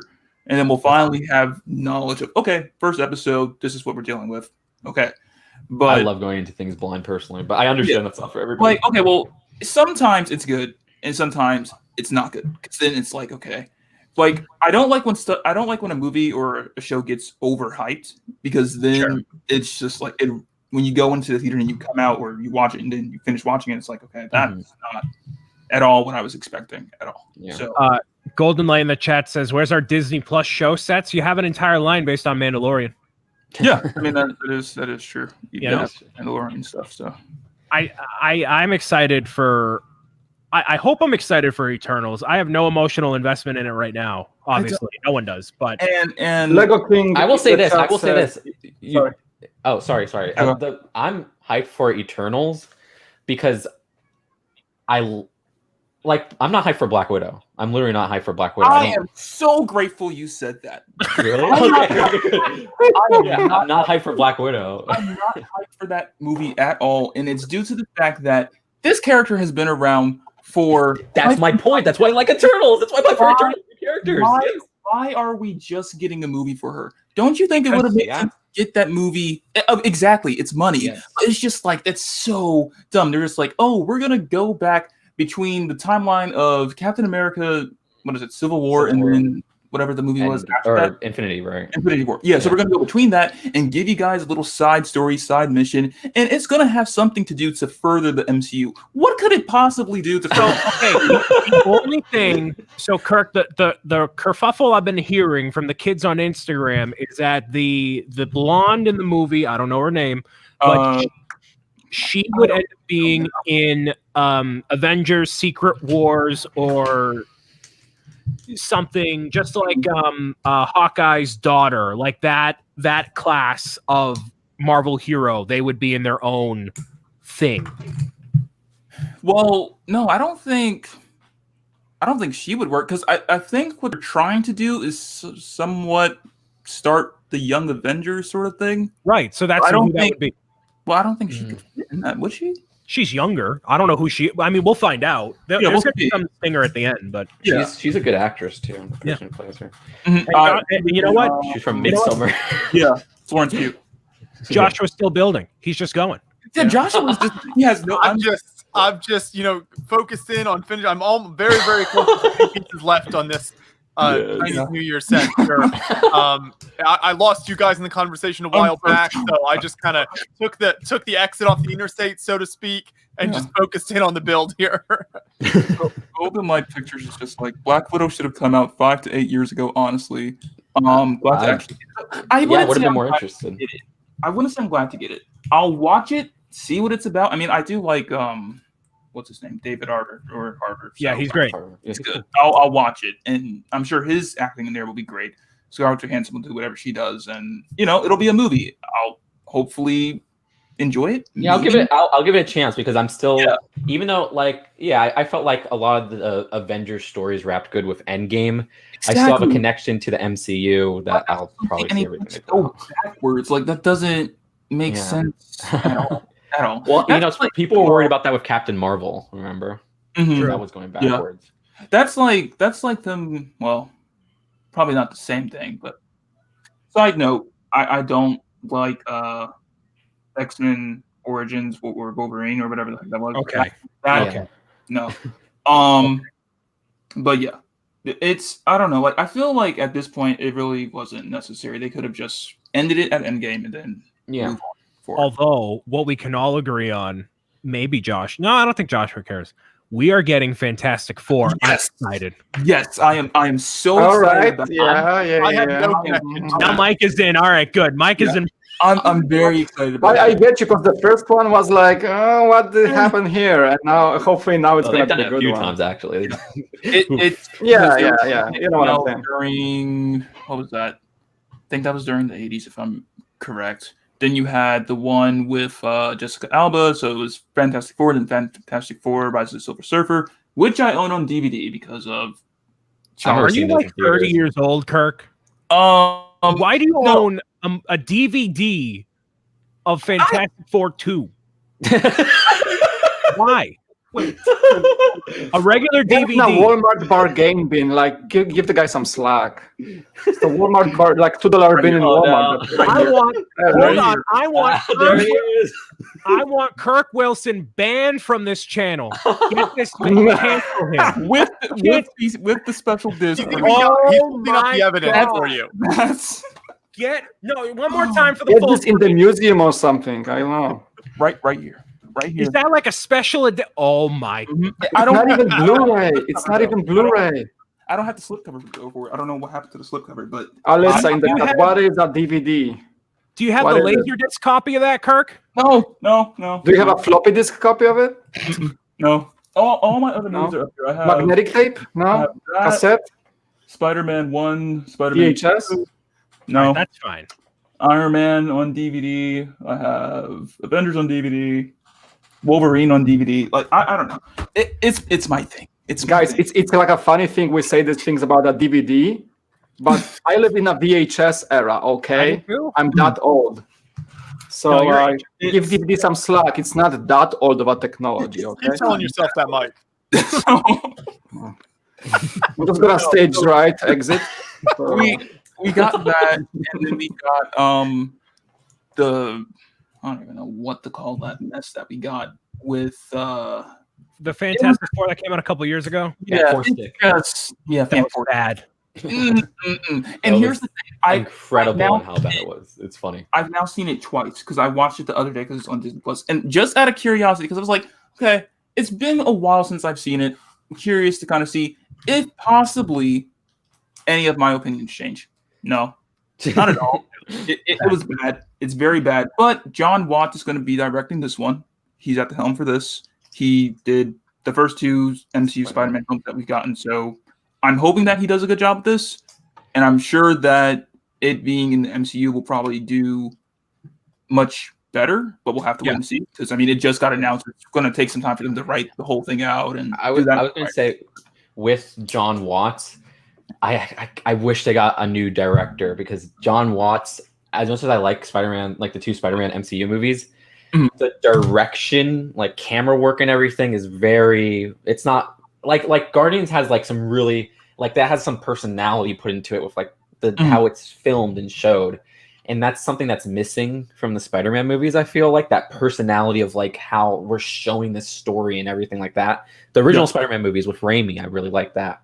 They had kind of that personality. So I wish they got a different director. Honestly. Real quick, I'd like to call out a comment here. Luke Brick says, y'all older guys play with children's toys. Don't cry about because someone owns a DVD. Listen, are you new to this channel, buddy? I'm a proud boomer. I'm a proud boomer, and I'm gonna live with that. Escort yourself with that Ninjago movie profile picture out this live stream. Come on out of here. Goodbye. We're just all trying to make fun of each other's age. You have a children's toy as your profile picture, sir. Yeah. It's a very serious children's toy, okay? Yeah. I'm a Advancing proud boomer playing with You Lego. need to I'm take a it proud easy on boomer. me and Brian. We're both hitting 25 here, so it's a struggle. There was something in, I believe it was Far From Home, because I saw a picture of this on Twitter or something like that, or Reddit, and it was a screenshot of when he's like swinging. It's towards the end of the movie, and he's like swinging past that building. I can't remember which one it is. And there's a sign near the fence that's like 1, 2, 3. What comes next, or something like that. So I'm wondering if like, did they already have this plan or something to do it? Kirk, they have these movies. They sit around a table Just in like the midst of an Indiana cornfield and talk about the plans for the next 20 years. It's like Illuminati stuff at Disney. They already know. It's just like that's just that's too good to be a coincidence. Kirk, they're so far ahead of us. It's amazing. Yeah. Mm-hmm. All right, yeah, guys. I got to just to go. It was fun geeking out with you Hey, all. you stayed longer than 10 minutes. I'm proud of you. I know. Hey. Glad you could stop by. It's good to chat. Hey, I'm glad you stopped by my place. Thank you. See you all. See you guys. Talk to you later. So I have finished this build here. It's amazing. I was The just details good in at this you. build is fantastic. I love this. So this gate section is definitely my favorite. The way this came together is so cool, and I love the way the snow parts are kind of done into the roof there to create a very authentic looking snowy roof. These doors open back here. Then you've got the big sort of lion character. There we go. Yeah, these are some cool sets here. I think that the creature build is the highlight. And Yeah, the, and the color fireworks. palette is super neat. Beautiful. Yeah, and like the bananas around the eyes. Oh, There's like Oh wow, that's like a blue banana. that's pretty cool. That's neat. Not better Yeah. than 100 pink frogs in the bonsai tree. Mm-hmm. Oh yeah, the dogs. I That's finished very 2 of these books over here. These are pretty interesting overall. I can't really this light. I need to have another light over here. But this build here, it's interesting. This is all printed on the front right there. That's pretty cool. The entire Hogwarts crest. that's a little print. gold. I Yeah, it's a thought print. they were Oh, that's stickers, cool. But that's okay. Stickers on the back there. So all the stickers on the inside, those are stickers. I feel like you built one of these. You kind of built the gist of all of them. I don't know. Like there's unique parts to them, but they're not necessarily like I don't know. They're very cool supplementary sets. They're a good set for you to give someone for their birthday, like a $20 set. That's like a cool Harry Potter set. Mhm. But because they're not a part of the overall building scheme or anything like that, you can't add it really into the other sets. They're cool like display pieces and whatnot, but you're not getting a more unique building experience by buying all 4, other than you just love Harry Potter. So I like them though. They're cool. Minifigures are cool too. Yeah. I think Well, something I'm glad we got some building done on the stream. What was that, Yes. Kurt? I think something cool that they could have done possibly with those sets is if they did like the common rooms or something like that, right? Yes. And then it could have been a nice way for like non-Lego fans once again, because of course Lego tries to target that audience. So people that aren't into Lego, you give that to someone as a gift that maybe they know what class they're in, or I mean, I guess is it class or whatever it is. Yeah, basically classroom. Yeah, in Hogwarts. So I think that would be a nice way to do that, and it kind of hopefully gets them into the theme and even into Lego. So that's just an idea. I don't know. Yeah. Do you have the other Chinese New Year set too, Josh? I do. The Spring Lantern Festival. I'm looking at it over here, so I'm gonna build that probably over. That's a bigger one. That might take me a couple streams possibly. Mhm. But yeah, I thought since I'd never built any of these, I would give it a shot here. So they're definitely fun sets to put together. Lots of really cool minifigs as well. The print designs on the minifigs is super cool. I like that they're winter themed. Well, this one is winter themed, so it's very appropriate for the season right now. Yeah, it's cool stuff. I'm jelly. I believe so. These will be available in the U.S. at some point, right? Yeah, like January 10th. That's what I as far thought. as, Yeah, so it's yeah, not like I'm gonna try to get these. nothing Yeah. super exclusive or anything here. No, not really. there's no region restriction anymore. Yeah. Cool. Is that all she wrote, Joshua? I think so. I think that'll wrap it up for our first episode of 2021. It's been real, folks. Vision, where you want to show off real quick? Yeah, this is just pretty much my progress on it. So I am just gonna kind of wrap it up here. The lights and everything are back to working because I had an issue with that. So Yeah, that's super Ooh, cool. fancy, nice. so that's gonna go like that. Really and I'll cool. get some more progress on that the following day. Keep up the good work. Yep. Cool stuff. Well, yeah, thanks everyone who could join us. Thank you, Brian, for coming back and redeeming 2021 here, continuing to host the live streams. I hope you went through a lot at the end of last year. I think it's going to get better from here. That's the goal, at least. We're going to keep going until the vaccine happens and we get a show on the way, or if Princess Peach's Castle happens by then, after that review, I'm out. That is my magnum opus. We're done. I am done, at least. He's done with Beyond the Brick. Like the lifelong project just Yeah, finished. I'm done with Lego in general. You can't top that. You're done. Well, in that case, I hope it doesn't come for quite some time then. Oh, me too. They need you, Brian. That's what he's trying to say. That's true. No one would watch these streams if it was just me. Probably. Probably. Thanks for having me. I appreciate it. I look forward to more in 2021. Yes. So thank you.